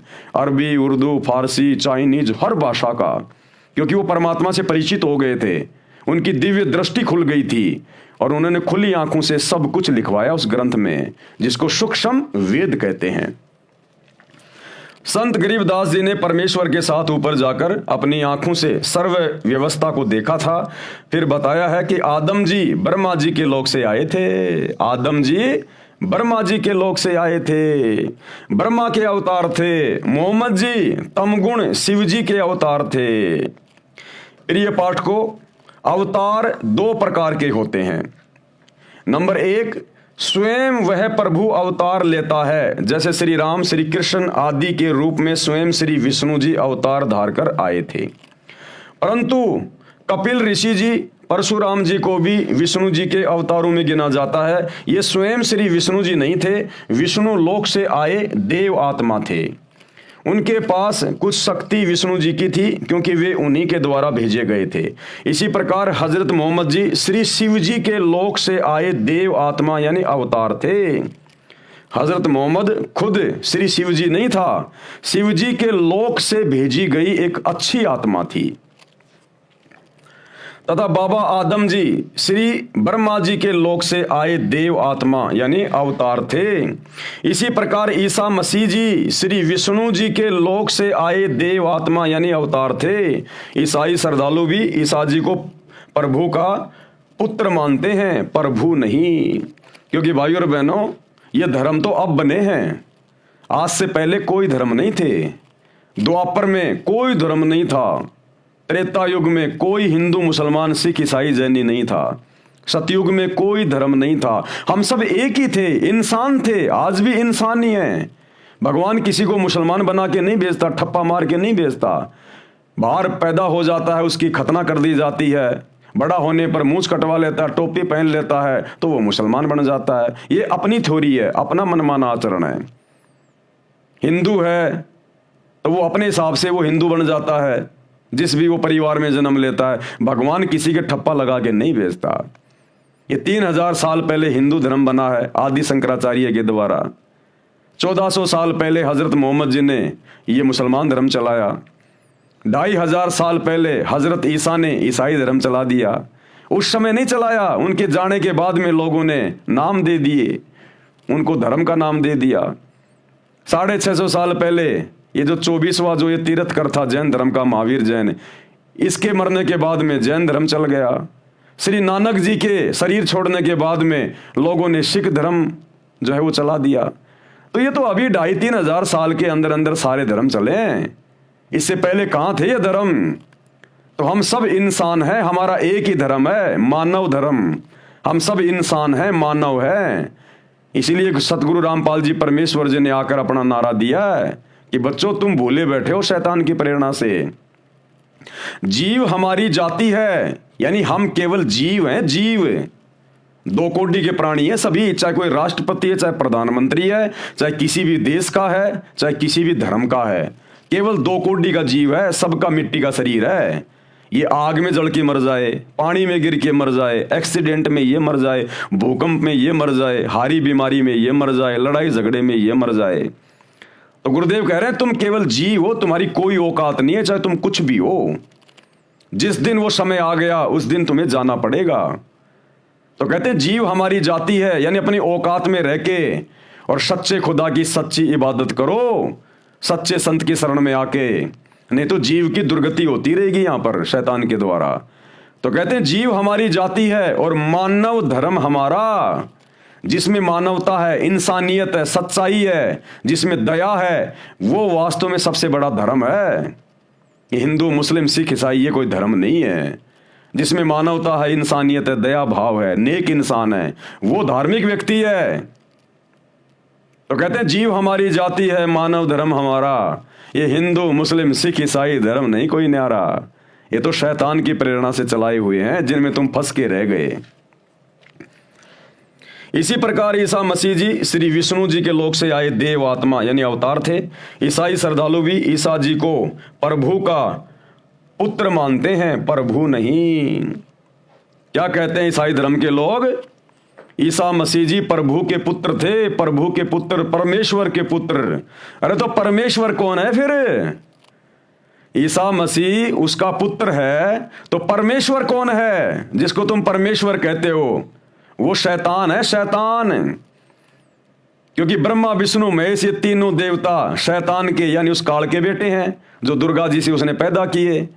और ईसा मसीह जी कौन थे? ये विष्णु जी के लोक से आई हुई आत्मा थी। ये विष्णु जी के लोक से आई हुई आत्मा थी। तो किसने भेजा उसको? विष्णु ने भेजा। तो जिसको पूरा ईसाई समाज अपना परमेश्वर कहता है ना, परमेश्वर, वो परमेश्वर ये शैतान है, ये काल है, 21 ब्रह्मांड का राजा, जो परमात्मा के सच्चे लोक से दूर आके यहां पर मर गया और हमें भी इसने मार दिया। इसी प्रकार मुसलमान धर्म में जिसको अल्लाह कहा जाता है कि वो हजरत मोहम्मद को मिले, यानी जिब्राइल फरिश्ते के माध्यम से उसने अपना ज्ञान दिया, कुरान शरीफ का ज्ञान दिया। तो मुसलमान समाज वर्तमान में जिसको अपना अल्लाह कह रहा है वो वही शैतान है, वही काल है वो। तो भाई और बहनों, इस भ्रमणा से बाहर निकलो, सतगुरु रामपाल जी के सत्संग सुनो। उन्होंने हर धर्म की हर पुस्तकों के ऊपर सत्संग कर रखे हैं। जो सच्चाई, जो वास्तविक ज्ञान है, आपने पहले के 3 वीडियो भी देखे होंगे, इतना स्पष्ट ज्ञान सतगुरु रामपाल जी ने दिया है। मुसलमान धर्म की आयतों से रेफरेंस दे दे के, और आगे भी आपको बहुत सारे प्रमाण दिखाए जाएंगे। तो हम इंसान हैं, हम जीव हैं, और हमने भक्ति करके यहां से पीछा छुड़वाना है, नहीं तो ये शैतान इसी प्रकार से हमारी दुर्गति रखेगा। ईसाई श्रद्धालु भी ईसा जी को प्रभु का पुत्र मानते हैं, प्रभु नहीं। संत गरीबदास जी ने कहा है कि यदि आप जी को मेरी बात पर विश्वास नहीं होता तो मेरे द्वारा बताई शास्त्र विधि अनुसार भक्ति साधना करके अपने घर में अर्थात अपने मानव शरीर में अपनी आंखों से देख लो। ठीक इसी प्रकार सतगुरु रामपाल जी कह रहे हैं कि भैया अगर तुम्हें विश्वास नहीं है तो एक बार मेरे सत्संग सुन के, इस ज्ञान को समझ के और मेरे से उपदेश लेके जो मैं तुम्हें भक्ति बता रहा हूं वो भक्ति करके देख लो भाई। इतनी आसान भक्ति, इतनी सरल भक्ति, ना तुमने रोजे रख के भूखा मरना, ना तुमने कोई व्रत करके भूखा मरना, ना तुमने कोई बकरा काटना, ना मुर्गा काटना, कुछ नहीं करना, ना तुमने मस्जिदों में धक्का खाना, ना तुमने मंदिरों में धक्के खाने, ना कहीं पहाड़ों पे, तीर्थों पे, बरसाना में, गोवर्धन में, जगन्नाथ में तुम्हें कहीं धक्के नहीं खाने, कहीं किसी मजार के ऊपर धक्के नहीं खाने। सीधी सी भक्ति है, सीधा सा एक मंत्र है, एक कलमा है। मर्यादा में रह के, बुराइयों को छोड़ के उस मंत्र का जाप करो, तुम्हें स्पष्ट दिखाई देगा, स्पष्ट, जैसे रात में तारे स्पष्ट दिखाई देते हैं कि हम किस भयंकर जाल में, शैतान के जाल में फंसे हुए हैं, जिसको हम अल्लाह मान के पूज रहे थे, भगवान मान के पूज रहे थे। नुकसान क्या है भाई? आपसे इस भक्ति के बदले कोई पैसा नहीं लिया जा रहा, कोई धन नहीं लिया जा रहा, आपकी जमीनें नाम नहीं करवाई जा रही, केवल आपकी बुराइयां छुड़वाई जा रही हैं। बुराई छोड़ोगे तो पाप कर्म करने से बचोगे, नहीं तो शैतान दुर्गति करेगा, दुर्गति। तो एक बार सतगुरु रामपाल जी की शरण में आके उनकी भक्ति करके देख लो भाई। भावार्थ है, सभी धर्मों के मानव स्त्री पुरुष के शरीर की रचना एक जैसी है। चाहे मुसलमान हो, चाहे हिंदू हो, सिख हो, ईसाई हो, चाहे कोई अमेरिका का हो, चाहे पाकिस्तान का हो, सबका शरीर स्त्री पुरुष का एक जैसा है। अरे यदि परमात्मा सबको अलग अलग बनाता, अलग अलग धर्मों वाला बनाता, तो सबके शरीर की रचना भी अलग अलग होनी चाहिए थी। मुसलमान की अलग से कोई पहचान होनी चाहिए थी। मुसलमान का नाक पीछे होना चाहिए था, जैनी का साइड में होना चाहिए था, हिंदू का सामने हो जाता, सिखों का इधर लेफ्ट में हो जाता। कोई तो अलग पहचान होती। अगर भगवान ने अगर इंसान को बनाते समय यदि उसको अलग अलग धर्मों में बांटना था तो, लेकिन भगवान ने कोई किसी प्रकार की असमानता नहीं करी। सबको इंसान बना के भेजा, मनुष्य बना के भेजा, नंगा भेजा, किसी के साथ कोई भेदभाव नहीं किया। तो गरीबदास जी कह रहे हैं कि जितने भी स्त्री या पुरुष हैं पूरे विश्व के, उन सबके शरीर की रचना एक जैसी है। सबके शरीर के अंदर परमात्मा ने एक जैसा मटेरियल, सब कुछ एक जैसा बनाया है। किसी के 4 गुर्दे नहीं लगाए भगवान ने, दिल किसी के 3 नहीं लगाए, सबको समान रूप से बनाया है। तो कहने का मतलब है इन सब बातों से हमने विचार करना चाहिए। और आगे क्या कह रहे हैं, सभी धर्मों के मानव स्त्री और पुरुष के शरीर की रचना एक जैसी है। तत्व ज्ञान नहीं होने के कारण हम धर्मों में बट गए। संत गरीबदास जी ने बताया है कि मानव शरीर में रीढ़ की हड्डी अर्थात बैकबोन यानी स्पाइन के अंदर की ओर निचले सिरे से लेकर कंठ तक, यानी यहां से लेकर कंठ तक 5 ये कमल चक्कर हैं। ये 5 ये कमल चक्कर हैं रीढ़ की हड्डी के अंदर की साइड में, हर स्त्री और ये पुरुष के अंदर। कृपया देखें ये चित्र है यहां पर। अब इसका वर्णन किया गया है आगे। मूल चक्कर, ये चक्कर रीढ़ की हड्डी के अंत से 1 इंच ऊपर गुदा के पास है। इसका देवता श्री गणेश है, यानी हिंदू मुस्लिम सिख ईसाई सबके अंदर श्री गणेश जी का वास है मूल चक्कर में। इस कमल की 4 पंखुड़ियां हैं। कितनी पंखुड़ियां हैं? 4 पंखुड़ियां। ये है मूल कमल, ये गणेश का वासा है यहां पर, ये सब के अंदर है। सेम इसी प्रकार से इस पर गणेश जी का आधिपत्य है। नंबर 2 संवाद चक्कर, यह मूल चक्कर से 2 इंच ऊपर रीढ़ की हड्डी के अंदर की ओर चिपका है। इसके देवता श्री ब्रह्मा जी तथा उनकी पत्नी सावित्री जी है। इस कमल की 6 पंखुड़ियां हैं। कौन सा कमल?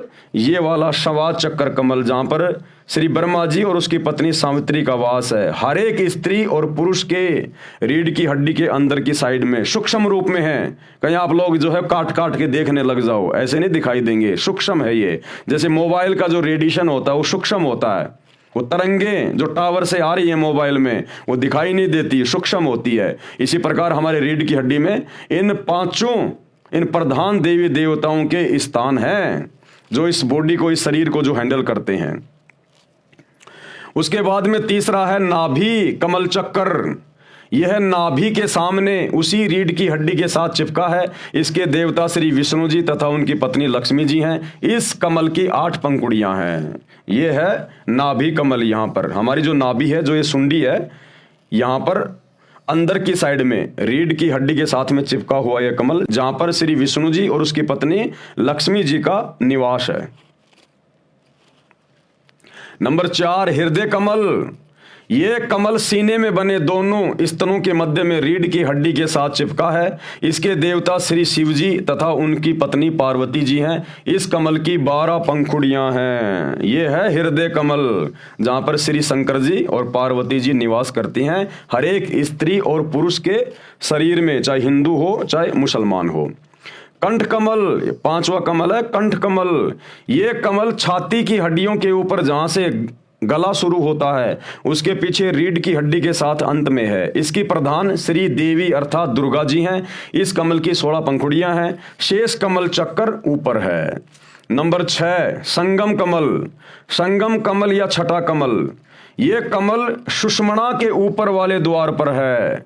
इसकी 3 पंखुड़ियां हैं। इसमें सरस्वती रूप में देवी दुर्गा जी निवास करती है। काल की पत्नी, शैतान की पत्नी, ये दुर्गा जो नवरात्रे मनाते हैं हिंदू भाई बहन, वो दुर्गा अष्टंगी शेरा वाली माता, ये शैतान की पत्नी है, काल की पत्नी। ये संगम कमल में निवास करती है सरस्वती देवी के रूप में।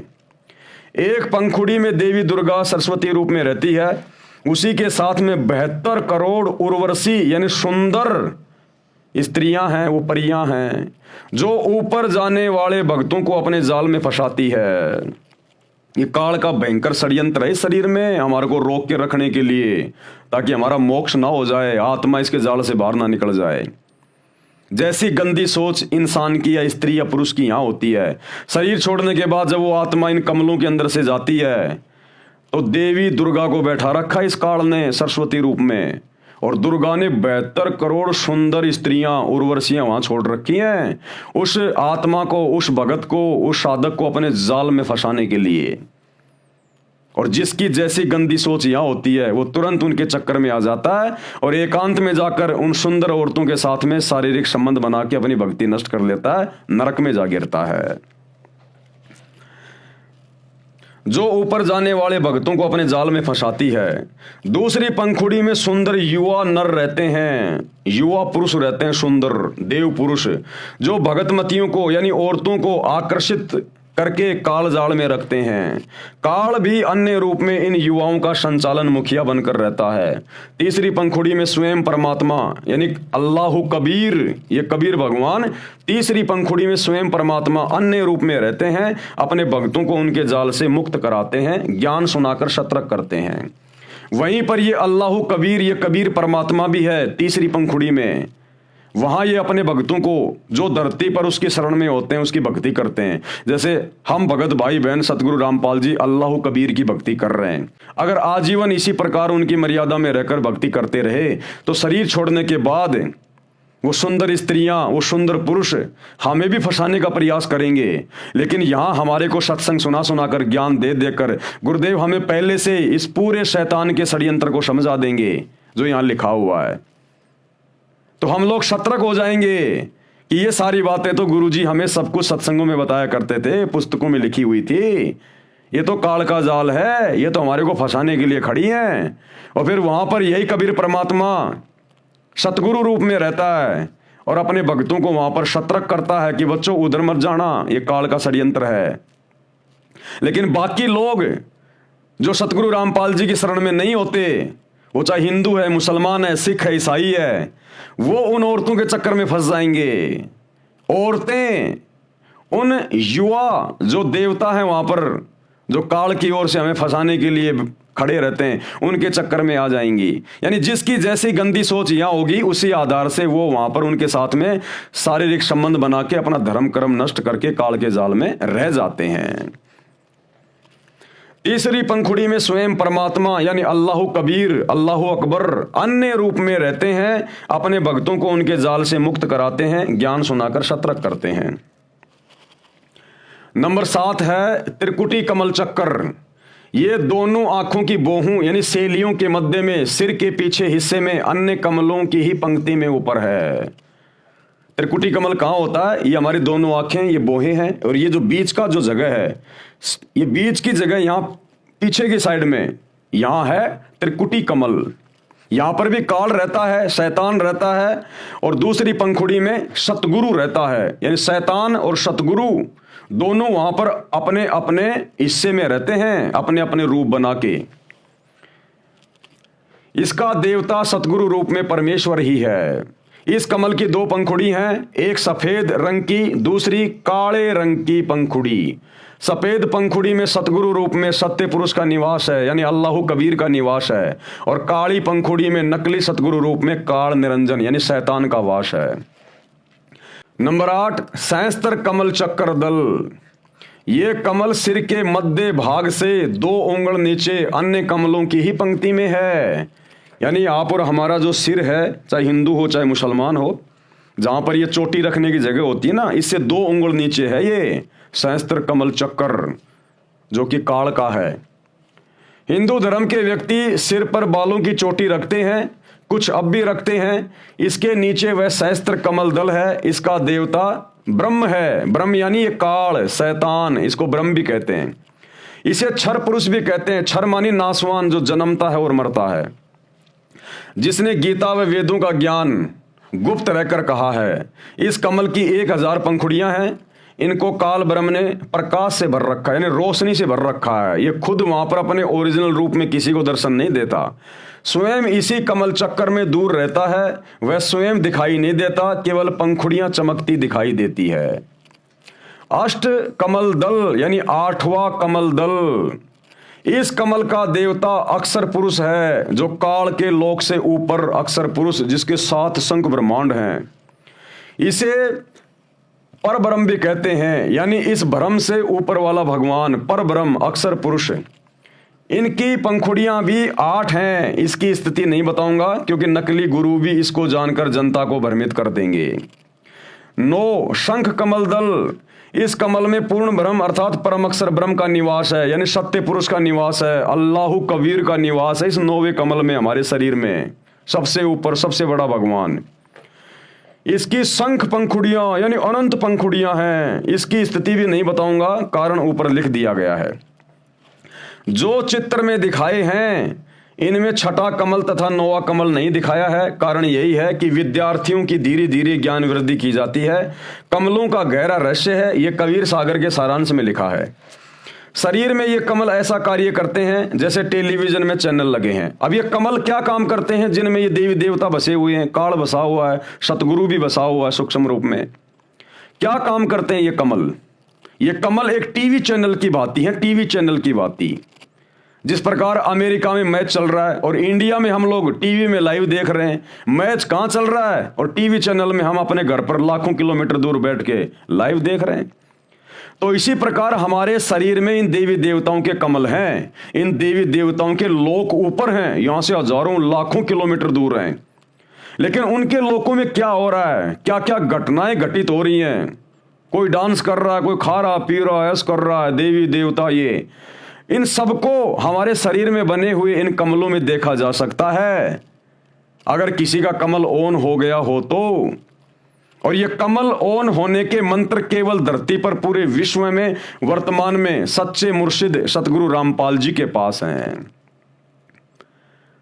तो गरीबदास जी कह रहे हैं, भैया अगर आप लोगों को मेरी बातों पे यकीन नहीं है तो जब वो अल्लाह कबीर सच्चा मुर्शिद सतगुरु जब धरती पर आता है, अपना ज्ञान देता है, उससे उपदेश लेकर उसकी भक्ति करो, उन मंत्रों का जाप करो, तुम्हारे कमल खुल जाएंगे। और अपने घर में देख लो, अपने घर में यानी अपने शरीर में उन कमलों को ऑन करके देख लो कि हजरत मोहम्मद जी कौन से लोक से आए थे, वो किसके गण थे, और आदम जी किसके लोक से आए थे, वो किसके गण थे। जिस प्रकार YouTube में जाके हम पहले का कोई भी वीडियो देख सकते हैं, इसी प्रकार जिसके ये कमल चक्कर ऑन हो जाएंगे वो सारा सब कुछ देख लेगा इस ब्रह्मांड में क्या हो रहा है। तो गुरुदेव कह रहे हैं, हिंदू मुसलमान सिख ईसाइयों आपस में लड़ो मत, झगड़ो मत कि हमारे पैगंबर बड़े, हमारे अवतार बड़े, हमारा अल्लाह बड़ा, हमारा खुदा बड़ा। तुम्हारा अल्लाह खुदा ये शैतान है और ब्रह्मा विष्णु महेश के माध्यम से नीचे तुम्हारी ये पैगंबर भेजता है, ये अवतार भेजता है। और ये सारा ये दृश्य तुम्हें स्पष्ट दिखाई देगा जब तुम सतगुरु रामपाल जी से उपदेश लेकर उनके सत भक्ति मंत्रों का जाप करोगे। फिर तुम्हें कोई संशय नहीं होगी कि वही मोहम्मद और वही महादेव, वही आदम, वही ब्रह्मा और दास गरीब कहे भाई सत भक्ति करके देखो अपने घर में, अपने घर में देखो, अपने इन कमलों में देख लो। कमलों का गहरा रहस्य है, ये कबीर सागर के सारांश में लिखा है। शरीर में ये कमल ऐसा कार्य करते हैं जैसे टेलीविजन में चैनल लगे हैं। उन चैनलों में से जिस भी चैनल को चालू करोगे उस पर कार्यक्रम दिखाई देगा। वह कार्यक्रम चल तो रहा है स्टूडियो में यानी कहीं और दिख रहा है टीवी में। इसी प्रकार प्रत्येक कमल का फंक्शन है। इन कमलों को चालू करने के मंत्र हैं जो ये दास संत रामपाल दास जाप करने को देता है। प्रथम बार दीक्षा यानी उपदेश इन्हीं चैनलों को खोलने की दी जाती है। मंत्रों की शक्ति से सर्व कमल ऑन हो जाते हैं। फिर भगत अपने शरीर में लगे चैनल में उस देव के धाम को यानी लोक को देख सकता है, वहां के सभी नजारे देख सकता है। इसलिए संत गरीबदास जी ने कहा है कि आप अपने शरीर के चैनल ऑन करके स्वयं देख लो कि आदम जी आपको ब्रह्मा जी के लोक से आए दिखाई देंगे, क्योंकि वहां पर सारे रिकॉर्ड उपलब्ध हैं। जैसे वर्तमान में यूट्यूब है, इसी प्रकार प्रत्येक देव के लोक में आप जो पूर्व में हुई घटना देखना चाहें आप देख सकते हैं। इसी प्रकार हजरत मोहम्मद जी आपको शिव जी के लोक से आए हुए दिखाई देंगे। इसी प्रकार ईसा जी भी श्री विष्णु जी के लोक से आए दिखाई देंगे। आगे गुरुदेव भगवान क्या लिख रहे हैं? मक्का महादेव का मंदिर है, जहां पर मुसलमान भाई बहन जाते हैं हज करने के लिए। मक्का काबा, ये श्री शंकर जी का मंदिर है। श्री शंकर जी का मंदिर, जहां पर आप लोग अल्लाह के दर्शन करने जाते हो, वहां पर शैतान बैठा है।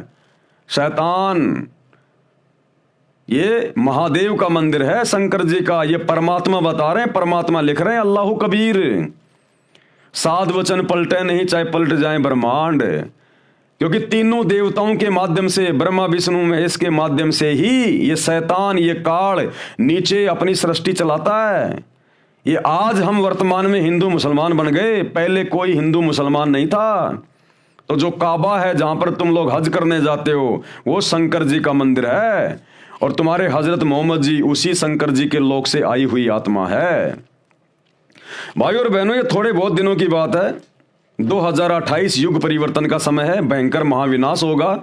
समझदार आत्माएं तो समय रहते सतगुरु रामपाल जी की शरण में आ जाएंगी, अपने और अपने परिवार का बचाव कर लेंगी। अन्यथा 2028 के बाद दुर्गति करवा के लोगों ने मजबूरन नाक रगड़ के सतगुरु रामपाल जी अल्लाह कबीर की शरण में आना पड़ेगा, और फिर वो जैसा कहेंगे सब कुछ मानना पड़ेगा। हाँ जी, बिल्कुल सही कह रहे हो, बिल्कुल जी, मोहम्मद जी शंकर जी के लोक से आए हैं, जैसे आज आप और हम भगत भाई बहन निसन से मान रहे हैं। तो क्या कह रहे हैं गुरुदेव? मक्का महादेव का मंदिर है। सिख धर्म की पुस्तक भाई बाले वाली जन्म साखी में प्रमाण है। सिख धर्म की एक पुस्तक है भाई बाले वाली जन्म साखी, यानी श्री नानक जी के साथ में उनके दो परम शिष्य रहते थे, भाई बाला और भाई मर्दाना। तो नानक जी के शरीर छोड़ने के बाद में भाई बाला ने जो समय उन्होंने नानक जी के साथ में बिताया, जो जो चमत्कार देखे, वो सब कुछ उन्होंने एक पुस्तक के माध्यम से रिकॉर्ड किया, भाई बाले वाली जन्म साखी। आगे चलकर गुरु अंगद देव जी ने उस पुस्तक का निर्माण किया, भाई बाला जी से सारी बातें सुन के और समझ कर, क्योंकि नानक जी ने शरीर छोड़ने से पहले श्री अंगद देव जी को अपना उत्तराधिकारी घोषित कर दिया था। अपने बेटों को अपना उत्तराधिकारी घोषित नहीं किया श्री नानक जी ने। उनके दो बेटे थे, जयचंद और श्रीचंद, लेकिन दोनों निकम्मे थे, इसलिए श्री नानक जी ने अपने बेटों को उत्तराधिकारी नहीं बनाया, बल्कि श्री अंगद देव जी को बनाया। तो नानक जी के शरीर छोड़ने के बाद में सिखों के गुरु बन गए श्री अंगद देव जी। अब अंगद देव जी को जो जो बातें नानक जी के साथ में रहने वाले भाई बाला और मर्दाना ने बताई, वो सारी बातें अंगद देव जी ने आगे चलकर एक पुस्तक के रूप में जो है वो लिख दी। तो क्या कहा जा रहा है? सिख धर्म की पुस्तक भाई बाले वाली जन्म साखी में प्रमाण है, साखी मदीने की चली। हिंदी वाली के पेज नंबर 262 पर श्री नानक जी ने 4 इमामों के प्रश्न का जवाब देते हुए कहा है, आखे नानक शाह सच सुन हो 4 इमाम, मक्का है महादेव का ब्राह्मण सन सुल्तान। इसका क्या अनुवाद किया है सतगुरु रामपाल जी भगवान ने, इस कबीर परमात्मा ने? भावार्थ, सतगुरु नानक देव जी ने 4 इमामों से चर्चा करते हुए कहा कि जिस मक्का शहर में जो काबा यानी मंदिर, उसको मंदिर कहते हैं, काबा यानी मंदिर, जिसको आप अपना पवित्र स्थान मानते हो, वह महादेव यानी शिव जी का मंदिर है। इसमें सब देवी देवताओं की मूर्तियां यानी बुत थी। उसकी स्थापना करने वाला सुल्तान यानी राजा एक ब्राह्मण था। जो ये काबा है, जो मक्का मदीना वाला जो ये काबा है, इसकी स्थापना एक ब्राह्मण राजा ने करवाई थी। ब्राह्मण राजा ने शंकर भगवान का मंदिर बनवाया था वो। बाद में सब मूर्तियां उठा दी गई थी। नबी इब्राहिम व हजरत इस्माइल ने इसका पुनः निर्माण करवाया। आगे चलकर फिर उस काबा का नबी इब्राहिम और हजरत इस्माइल ने इसका दोबारा से निर्माण करवाया, और फिर मुसलमानों ने मान लिया यह तो हमारे अल्लाह का काबा है। जिस प्रकार भाइयों और बहनों लाल किले का निर्माण द्वापर युग में पांडवों ने करवाया था, पांडवों ने। उसके बाद में मुगल आए, मुगलों ने अपना राज्य स्थापित कर लिया। 800 साल तक भारत पर दिल्ली के लाल किले में रहकर मुगलों ने शासन किया। तो आज ज्यादातर लोग यही जानते हैं कि ये जो दिल्ली का लाल किला है ये मुसलमानों ने बनाया, ये मुगलों ने बनवाया, जबकि ये द्वापर युग में 5 पांडवों ने बनवाया था। इसको हस्तिनापुर कहते थे, हस्तिनापुर। तो ठीक इसी प्रकार जो काबा है, जो मक्का मदीना है, उसका निर्माण एक ब्राह्मण राजा ने करवाया था। वो भगवान शंकर का मंदिर है, काल के बेटे का, शैतान के बेटे का। लेकिन आगे चलकर फिर हजरत इब्राहिम व हजरत इस्माइल ने इसका दोबारा से निर्माण करवाया था, जिस कारण से मुसलमान इसे अपना मान बैठे। अब आप जी को अपने मतलब की ओर लेके चलता हूं। आप जी को स्पष्ट करना चाहता हूं कि जो यथार्थ आध्यात्मिक ज्ञान सूक्ष्म वेद में यानी 5वें वेद में है, कबीर सागर में और गरीबदास जी की वाणियों में है, वह न गीता में है तथा ना 4 वेदों में है, ना पुराणों में है, ना कुरान शरीफ में है, ना बाइबल में है, ना 6 शास्त्रों तथा न 11 उपनिषदों में है। क्योंकि परमात्मा ने इस काल को, इस शैतान को ये कंप्लीट ज्ञान दिया था। 5 वेद दिए थे, यानी टोटल एक ही ज्ञान था ये कंप्लीट। लेकिन इसने जब उसको पढ़ा, उसको देखा, तो इसमें तो पूरी जानकारी थी कि ये शैतान क्यों बना, इसने परमात्मा अल्लाह कबीर के शतलोक में क्या गलती की थी, जिस कारण से इसको वहां से बाहर निकाल दिया दुर्गा के साथ में। हम बाकी आत्माएं जो काल के ऊपर आसक्ति व्यक्त कर चुकी थी, परमात्मा ने हमें भी दुर्गा के शरीर में सूक्ष्म रूप में डाल के काल के साथ भेज दिया। आगे चलकर फिर काल ने तीन पुत्रों को उत्पन्न किया दुर्गा के माध्यम से, ब्रह्मा विष्णु महेश। उन्हीं के माध्यम से अपना पूरा ढमढमा ये चला रहा है। हिंदू मुसलमान बना के जीवों को इसने उलझा रखा है। तो काल ने देखा ये सारी जानकारी अगर जीवों के पास पहुंच गई तो ये तो सारे वापस चले जाएंगे।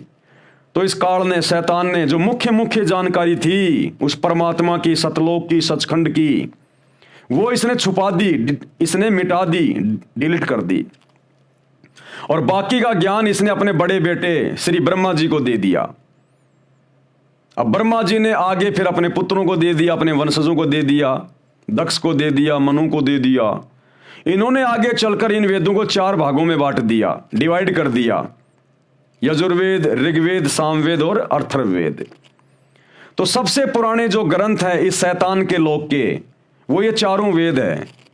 इन्हीं 4 वेदों का ज्ञान इसी शैतान ने द्वापर युग में महाभारत के युद्ध के दौरान श्री कृष्ण जी के अंदर भूत की तरह सूक्ष्म रूप में प्रवेश करके अर्जुन को सुनाया, जिस ज्ञान को आगे दिव्य दृष्टि मिलने के बाद महर्षि वेद व्यास जी ने लिखा, जिसको गीता जी कहा जाता है। तो 4 वेदों का और गीता का ज्ञान एक ही है। 4 वेदों का ज्ञान थोड़ा सा फैला हुआ है, गीता में उसको शॉर्ट करके सांकेतिक रूप में लिख दिया गया। तो सबसे पुरातन जो ग्रंथ हैं जिनको हिंदू अपना मान रहे हैं, ये पूरे विश्व के हैं, पूरे विश्व के।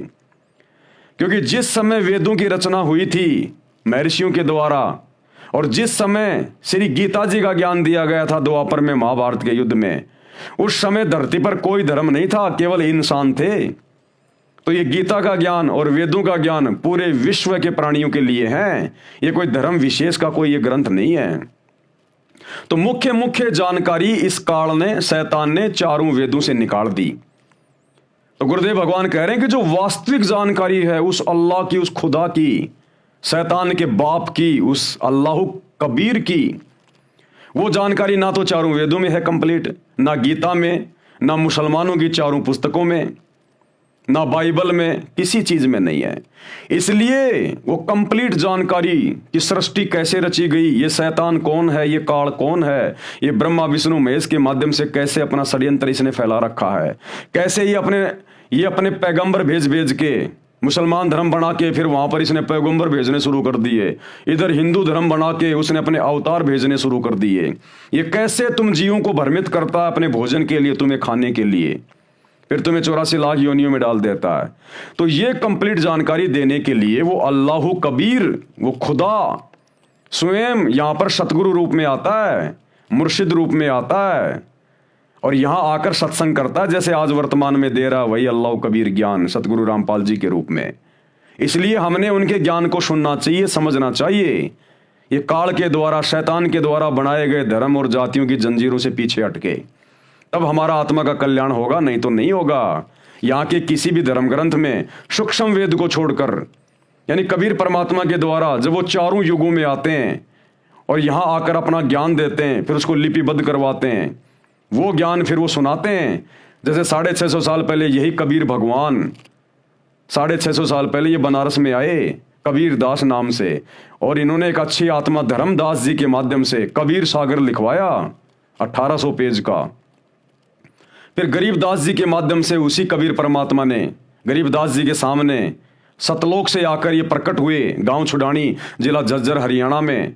गरीबदास जी की आत्मा को अपने साथ ऊपर लेकर गए, जो अभी आपको समझाया बताया। फिर गरीबदास जी के माध्यम से जो जो इन्होंने गरीबदास जी को दिखाया, पूरे शैतान के लोकों की व्यवस्था और पूरा ऊपर का वो सतलोक। फिर गरीबदास जी के माध्यम से उनको दिव्य दृष्टि देकर इन्होंने सदग्रंथ साहिब लिखवाया, अमर ग्रंथ लिखवाया, जिसमें 24,000 वाणियां हैं, जिसको आधार बनाकर सतगुरु रामपाल जी हमें ये सतज्ञान समझा रहे हैं। तो सूक्ष्म वेद के अलावा किसी भी वेद में, किसी भी धर्म की कोई भी पुस्तक में कंप्लीट सच्चे खुदा की सच्ची इबादत का ज्ञान नहीं है। उदाहरण जैसे 10वीं कक्षा तक का पाठ्यक्रम गलत नहीं है, परंतु उसमें बीए तथा एमए वाला ज्ञान नहीं है। जिस प्रकार 10वीं तक के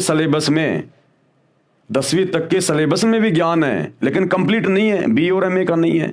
इसी प्रकार वेदों में भी ज्ञान है, गीता में भी ज्ञान है, परमात्मा की थोड़ी बहुत जानकारी है, लेकिन भक्ति केवल इस शैतान तक की है।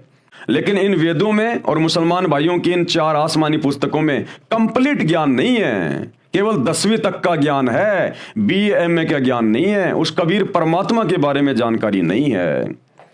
जैसे उदाहरण, जैसे 10वीं कक्षा तक का पाठ्यक्रम गलत नहीं है, परंतु उसमें BA तथा MA वाला ज्ञान नहीं है। वह पाठ्यक्रम गलत नहीं है, परंतु पर्याप्त भी नहीं है, समझने के लिए इतना ही पर्याप्त है। यानी उसमें ज्ञान जो है वो आधा अधूरा है। उस ज्ञान को सुनकर समझकर हम मोक्ष प्राप्त नहीं कर सकते, गधे कुत्ते बनने से नहीं बच सकते, नरक में जाने से नहीं बच सकते, केवल काल तक की साधना में रहेंगे। इनमें केवल इतना ही ज्ञान है। कंप्लीट ज्ञान सूक्ष्म वेद में मिलेगा, सतगुरु स्वयं आकर समझाएगा, जो आज समझा रहे हैं।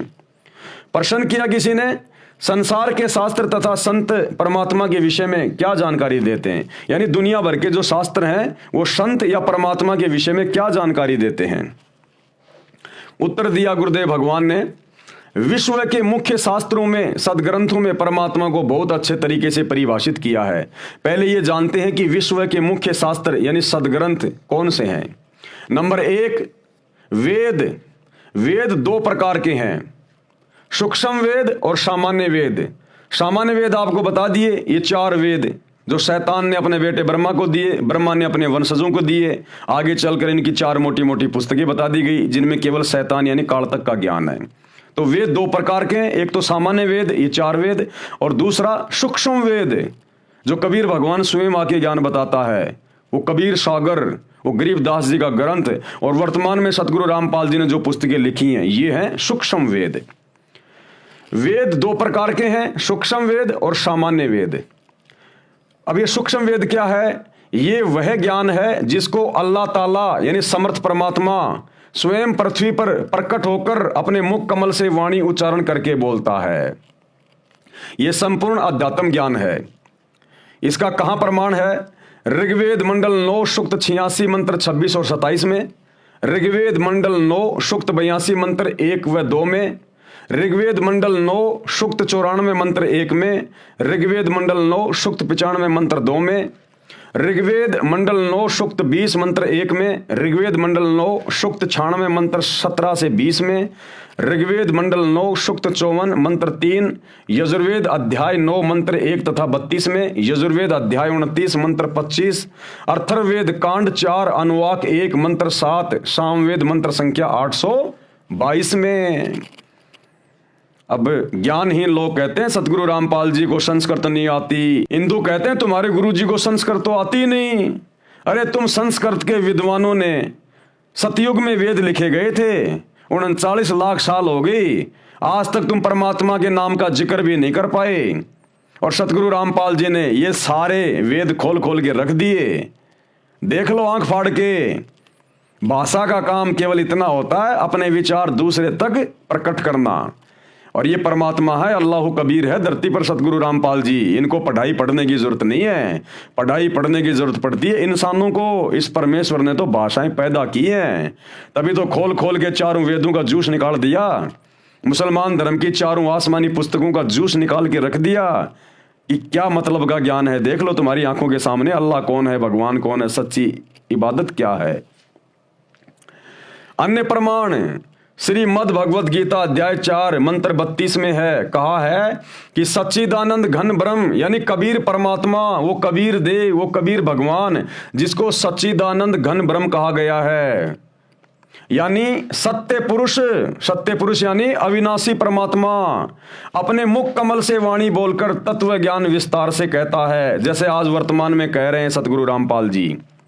कारण परमात्मा ने सृष्टि के प्रारंभ में संपूर्ण ज्ञान इस ब्रह्म यानी शैतान को, काल को, सूक्ष्म वेद में जिसको ज्योति निरंजन भी कहते हैं, ज्योति निरंजन अर्थात काल पुरुष के अंतःकरण में डाला था, यानी फैक्स किया था। परमात्मा द्वारा किए निर्धारित समय पर यह ज्ञान स्वयं ही काल पुरुष के श्वासों द्वारा समुद्र में प्रकट हो गया। ये परमात्मा है भाइयों और बहनों, ये अल्लाह कबीर है, सारी सिद्धियों का स्वामी है। इन्होंने जो समय निर्धारित किया हुआ है उस समय पर इस शैतान, इस काल की श्वासों के माध्यम से ये वेदों का ज्ञान बाहर प्रकट हुआ। जिस प्रकार परमात्मा ने विधान बना रखा है कि 9 महीने होते ही माता के गर्भ से बच्चा बाहर आएगा तो आएगा, उसे कोई रोक नहीं सकता। ये परमात्मा का बनाया गया विधान है, अल्लाह कबीर का। तो इसी प्रकार उस परमात्मा ने अपना विधान बना दिया था उस काल को, जब सतलोक से बाहर निकाला था शैतान को। इसकी श्वासों के माध्यम से वो समय आने पर ये वेदों का ज्ञान जो है ये प्रकट हुआ। वो ज्ञान इसने अपने बेटे ब्रह्मा को दे दिया। ब्रह्मा ने वो ज्ञान अपने वंशजों को सुनाया और नीचे फिर मनु ने, दक्ष ने, इन ऋषि महर्षियों ने फिर इसको कागज पे लिपिबद्ध कर दिया। तो ये भाइयों और बहनों, ये परमात्मा की टेक्नोलॉजी है। आप और हम अभी परमात्मा की परिभाषा से अपरिचित हैं। हम केवल पत्थर पूजते पूजते रह गए। हमारे बाप दादा मंदिर मस्जिद जाते जाते इन पत्थरों पे नाक रगड़ते रगड़ते, माथा रगड़ते रगड़ते, सिजदा करते करते मर गए। हमें अभी तक वास्तविक खुदा की और उसकी इबादत का नहीं पता चला। तो ये अल्लाह कबीर, इसकी विज्ञान, इसकी टेक्नोलॉजी सर्वश्रेष्ठ है। ये आजकल के वैज्ञानिक उसी परमात्मा के द्वारा दी गई बुद्धि के आधार से ये टीवी, रेडियो, मोबाइल, इंटरनेट, हवाई जहाज बना के पता नहीं अपने आप को खुदा मान बैठे। अरे तुम जिस मटेरियल के ऊपर ये चीजें बना रहे हो, आविष्कार कर रहे हो, ये मटेरियल किसका है? इसी जमीन से लिया तुमने खोद खोद के पहाड़ों को। ये पहाड़ किसने बनाए? मिट्टी किसने बनाई? धरती किसने बनाई? उस खुदा ने, उस अल्लाह ने। ये उसी का मटेरियल है, वरना कहां से बनाते तुम? ये बुद्धि आज से पहले नहीं थी इंसान के पास में।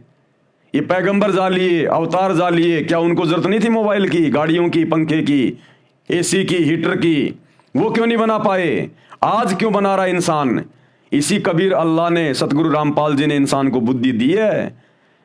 और ये सारे साधन, ये टीवी, रेडियो, मोबाइल, इंटरनेट, गाड़ियां, हवाई जहाज, ये भक्ति में सहयोग के लिए बनवाई है भगवान ने, क्योंकि ये भक्ति युग चल रहा भी है। 2028 के बाद जितनी भी आत्माएं बचेंगी महाविनाश के बाद, वो सब सतगुरु रामपाल जी की भक्ति करेंगी। और भविष्य मालिका कहती है टोटल 64 करोड़ व्यक्ति बचेंगे पूरे विश्व में, इतना विनाश होगा। उसके बाद ये विज्ञान हम भक्तों के काम आएगी। अभी तो काल शैतान बकवास ज्यादा करवा रहा है। फिल्में बनवा दी, अश्लील फिल्में बनवा दी, दुनिया भर के लोग शॉर्ट वीडियो, रील वगैरह। ये परमात्मा सतगुरु रामपाल जी के सत्संग सुनने और सुनाने के लिए ये मोबाइल बने, ये टीवी बने। भगत भाई बहनों ने आपस में अपने परमात्मा की, अपने गुरु की ज्ञान चर्चा के लिए ये मोबाइल बनवाए। आजकल इनमें बकवास चल रही है, ये 2-4 साल की बकवास है, उसके बाद कुछ नहीं है। भक्ति चलेगी पूरे विश्व में। ये एरोप्लेन, हेलीकॉप्टर, गाड़ियां, ये सत्संग में आने जाने के लिए परमात्मा ने बनवाई हैं। ये फालतू में 2 नंबर के काम करने के लिए नहीं बनवाई। ये तो शैतान इनका दुरुपयोग करवा रहा है, वर्तमान में आपके कर्म फुड़वा रहा है। आने वाले समय में इस कबीर भगवान सतगुरु रामपाल जी के द्वारा इंसान को बुद्धि देकर बनवाई गई इन प्रत्येक वैज्ञानिक वस्तुओं का प्रयोग उपयोग केवल भक्ति में होगा। तो ये थोड़े समय की बकवाद है, ज्यादा की नहीं है। तो क्या कह रहे हैं, ज्योति निरंजन अर्थात काल पुरुष के अंतःकरण में डाला था ये ज्ञान, ये वेद उस कबीर अल्लाह ने फैक्स किया था। परमात्मा द्वारा किए निर्धारित समय पर यह ज्ञान स्वयं ही काल पुरुष के श्वासों द्वारा समुद्र में प्रकट हो गया। जिस प्रकार ये वैज्ञानिक जो ये फैक्स वगैरह इन्होंने बना दिए उस मालिक के आशीर्वाद से, ये हमारे भक्ति समझने में बड़े सहायक हैं। अब लोग कहेंगे उस परमात्मा ने सतलोक में बैठे बैठे लाखों किलोमीटर दूर से, करोड़ों अरबों किलोमीटर दूर से काल के अंतःकरण में कैसे भेज दिया वो ज्ञान, वो कैसे हो गया फैक्स। अरे 2 मोबाइल हैं और 2 मोबाइलों में आप जी व्हाट्सएप के माध्यम से, एक अमेरिका में बैठा है एक हिंदुस्तान में बैठा है, आप लोग कैसे भेज देते हो उसमें मैसेज वगैरह वीडियो वगैरह, उसके मोबाइल में भी रह जाता है और तुम्हारे पास भी आ जाता है। बॉम्बे में बैठा आदमी दिल्ली में फैक्स करता है, वो कागज वहां कैसे निकल जाता है। ये परमात्मा ने ये विज्ञान थोड़ी सी -1 पॉइंट बस इतना ही ज्ञान दिया जीव को, ज्यादा की आवश्यकता नहीं। और इतने में ये जीव अपने आप को खुदा मान बैठा, भगवान मान बैठा। तो परमात्मा के ज्ञान से इंसान को बुद्धि आएगी। ये सब कुछ भगवान का है, हमारा कुछ नहीं है। हम जीव हैं 2 कौड़ी के। कल को पागल हो गया, लैट्रिन गोबर खाता फिरता है। इंसान की इतनी औकात है, इससे ज्यादा नहीं है। तो ये परमात्मा ने बनवाई है सारी चीजें इंसान को बुद्धि देके। आज से पहले कहां थे टीवी रेडियो मोबाइल इंटरनेट? अरे कहां थे 20-30 साल पहले ये मोबाइल? क्या उस समय लोगों की रिश्तेदारियां नहीं होती थी? क्या आपस में बात करने की उनकी इच्छा नहीं होती थी? कोई मर जाता था तो 10 दिन बाद में जाके मालूम पड़ता था वो मर गया, और आज 1 सेकंड में आज ही वो मर गया। क्या पहले आवश्यकता नहीं थी? क्या पहले लोगों की रिश्तेदारियां नहीं थी? लोग आते जाते नहीं थे? पैदल जाया करते थे, बैलगाड़ी जोड़ के, ऊंट गाड़ी जोड़ के महीनों भर लग जाते थे।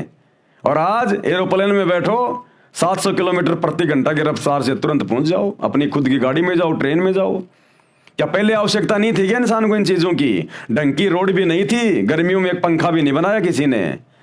ये परमात्मा ने आज बनवानी थी और आज इसने बनवा दी। और आने वाले समय में ये सारी चीजें केवल भक्ति में काम आएंगी। और जो बकवाद करेगा उनके मोबाइल में आग लग जाया करेगी, फूटेंगे, उनके टीवी जल जाया करेंगे। इस परमेश्वर ने भक्ति के लिए बनवाई है चीजें। अब आगे इनका दुरुपयोग नहीं होगा, जब उसका ठीक का समय आ जाएगा 2028 के बाद। परमात्मा द्वारा किए निर्धारित समय पर यह ज्ञान स्वयं ही काल पुरुष के श्वासों द्वारा समुद्र में प्रकट हो गया। जैसे 9 महीने बाद तुरंत बच्चा मां के पेट से बाहर आ जाता है, परमात्मा ने निर्धारित कर रखा है। काल पुरुष यानी शैतान ने इसमें से महत्वपूर्ण जानकारी निकाल दी। इसने देखा इसमें तो तेरे बारे में सब कुछ लिखा हुआ है, और ये सारी बात अगर मेरे तीनों बेटों को पता चल गई, ब्रह्मा विष्णु महेश को, कि हमारा बाप तो शैतान है, काल है, इसने तो सच्चे उस खुदा से बहुत बड़ा धोखा किया जिस कारण से इसको यहां पटक दिया गया, और ये तो अपने भोजन के लिए हम ब्रह्मा विष्णु महेश को खड़ा करके और जीवों को मरवा रहा है और ये पैदा करवा रहा है। तो काल ने देखा, शैतान ने देखा, अगर ये बात मेरे तीनों बेटों तक पहुंच गई तो मेरे लिए फिर काम नहीं करेंगे ये। तो इसने वो सारी जानकारी निकाल दी ऊपर ऊपर की, और केवल अपने तक की जानकारी सीमित कर दी कि मैं ब्रह्म हूं, मैं गुप्त रहता हूं, मेरा ओम नाम का मंत्र है। और ब्रह्मा विष्णु महेश के माध्यम से फिर इसने जीवों की उत्पत्ति करी। आगे चलकर यही जीव कोई हिंदू, मुसलमान, सिख, ईसाई बन गया। तो ये है पूरा का पूरा बखेड़ा इस काल का। काल पुरुष ने यानी शैतान ने इसमें से महत्वपूर्ण जानकारी निकाल दी, शेष अधूरा ज्ञान संसार में प्रवेश कर दिया। उसी को 4 भागों में व्यास ऋषि ने विभाजित किया, यानी महर्षि वेद व्यास ने उस ज्ञान को 4 वेदों के रूप में लिख दिया। उसके 4 वेद ऋग्वेद, यजुर्वेद, सामवेद तथा अथर्ववेद बनाए। अब दूसरा है सामान्य वेद। सामान्य वेद ये वही 4 वेद वाला ज्ञान है जो ब्रह्म यानी ज्योति निरंजन अर्थात काल शैतान ने अपने ज्येष्ठ पुत्र यानी अपने बड़े पुत्र ब्रह्मा जी को दिया था। इस शैतान का सबसे पहला पुत्र है ब्रह्मा, उससे छोटा विष्णु, उससे छोटा शंकर। तो अपने बड़े पुत्र ब्रह्मा को इसने ये ज्ञान दिया। ये अधूरा ज्ञान है, यानी 4 वेदों वाला ज्ञान अधूरा है। इसमें से मुख्य जानकारी निकाल ली गई है जो ब्रह्म अर्थात काल ने जानबूझकर निकाली थी। कारण यह था कि काल पुरुष यानी शैतान को भय रहता है कि मानव को पूर्ण परमात्मा यानी अल्लाह कबीर का ज्ञान हो जाए। यदि प्राणियों को पूर्ण परमात्मा का ज्ञान हो गया तो सब इस काल के लोक को त्याग कर पूर्ण परमात्मा के लोक यानी सतलोक में, मुसलमान भाई जिसको सातवां आसमान कहते हैं, वहां पर चले जाएंगे, जहां जाने के पश्चात जन्म मृत्यु समाप्त हो जाते हैं। इसलिए ब्रह्म अर्थात काल पुरुष ने पूर्ण परमात्मा के परम पद की जानकारी नहीं बताई, वो नष्ट कर दी थी।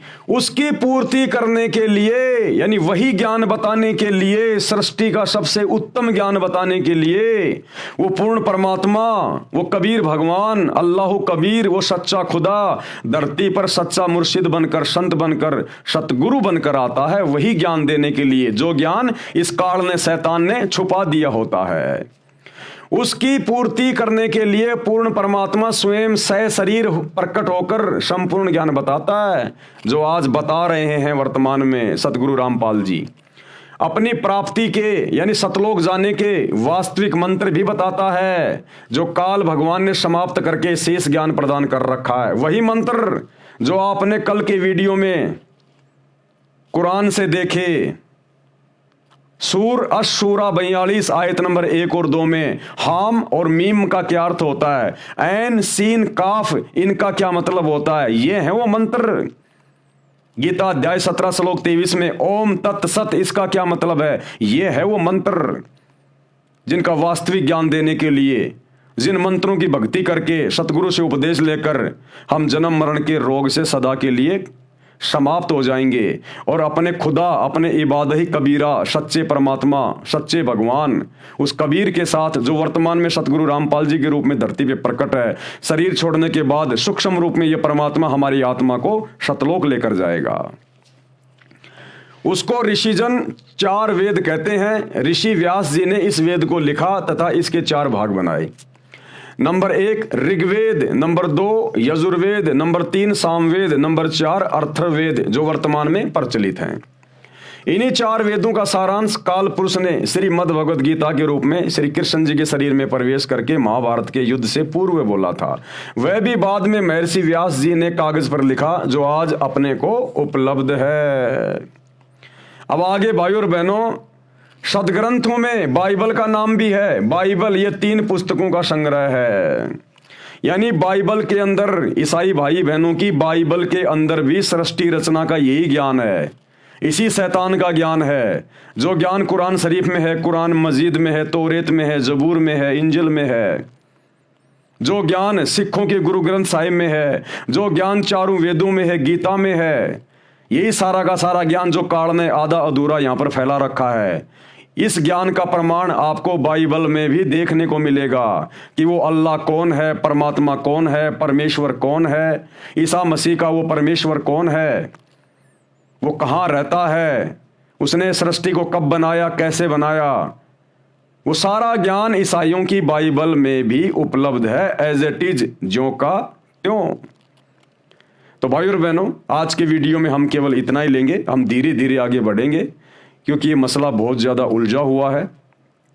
और जो नए भाई बहन हैं, हिंदू, मुस्लिम, सिख, ईसाई, जो ये मेरे वीडियो देख रहे हैं, उनसे मेरी प्रार्थना है, अगर आप मेरे वीडियो के साथ साथ में सतगुरु रामपाल जी के द्वारा जो सत्संग कर दिए गए हैं, विशेष तौर पर सृष्टि रचना जो उन्होंने कई बार अपने सत्संगों में जो बताई है, जिसके 2-2, 3-3, 4-4 घंटे की वीडियो आपको यूट्यूब पर मिल जाएंगे। यदि आप सर्च करोगे सृष्टि रचना संत रामपाल जी भगवान, आप सृष्टि रचना को पढ़िएगा। ये सृष्टि रचना मास्टर ऑफ की है दुनिया के सभी धर्म ग्रंथों के इन निष्कर्षों को जानने की, पहचानने की। यानी आप किसी भी धर्म ग्रंथ को, चाहे किसी भी धर्म का हो, आप उसको उसी समय समझ सकते हैं जब आप सतगुरु रामपाल जी के द्वारा बताई गई सृष्टि रचना को कई बार सुन के अच्छे से समझेंगे। उस सृष्टि रचना में सभी धर्मों के धर्म ग्रंथों की भी वो जानकारी दे रहे हैं, विद प्रमाण दिखा रहे हैं कि मुसलमानों की 4 पुस्तकों में सृष्टि रचना का जिक्र कहाँ है, हिंदुओं के 4 वेदों में और गीता में कहाँ है, बाइबल में कहाँ है। उसके बाद आप मेरे वीडियो बहुत अच्छे से समझने लगोगे। और भाइयों और बहनों, ये मनुष्य जन्म बहुत अनमोल है, परमात्मा ने मेहर बख्शी है। जिस समय आज वे धरती पे प्रकट हैं संत रूप में, उस समय आप और हमारे को ये मनुष्य जन्म प्राप्त होना, ये बड़ा परम सौभाग्य है।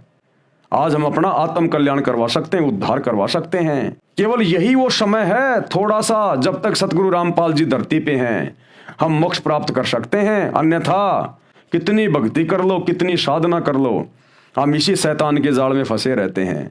तो आज जितने भी स्त्री और पुरुष पूरे विश्व में, पूरे संसार में हैं, जिनका जन्म है इस समय जब ये अल्लाह कबीर सतगुरु रामपाल जी धरती पे प्रकट है, हमारा परम सौभाग्य है। हम शैतान के षड्यंत्र से बाहर निकल सकते हैं, जन्म मरण का रोग समाप्त करवा सकते हैं, गधे कुत्ते बनने से, नरक में जाने से, दुर्गति करवाने से बच सकते हैं। तो भले आप किसी भी धर्म में आपका जन्म है, आप निष्पक्ष होकर थोड़ा धैर्य के साथ में और सतगुरु रामपाल जी के सत्संग, विशेषकर सृष्टि रचना को सुनने का, समझने का प्रयास करें।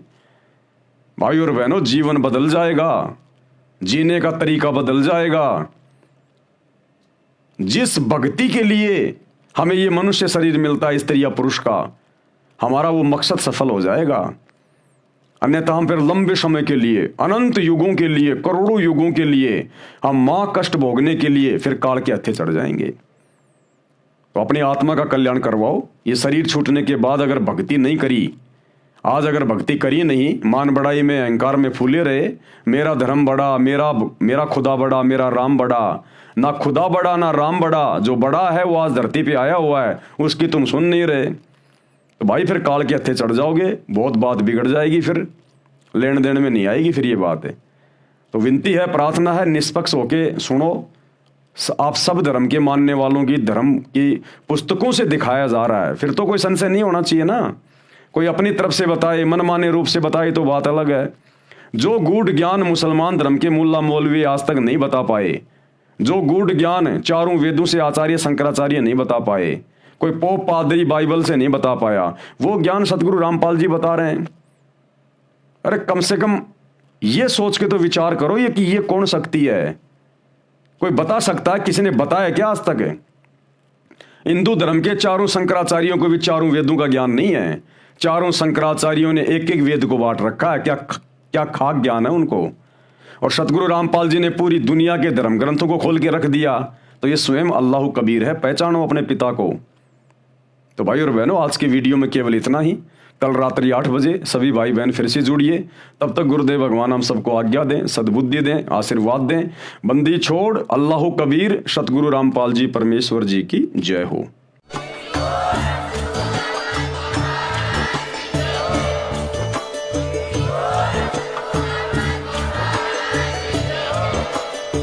भाई जो गुरु बचन पे डट गे, कट गे फंद 84 के, कट गे फंद 84 के, कट गे फंद 84 के।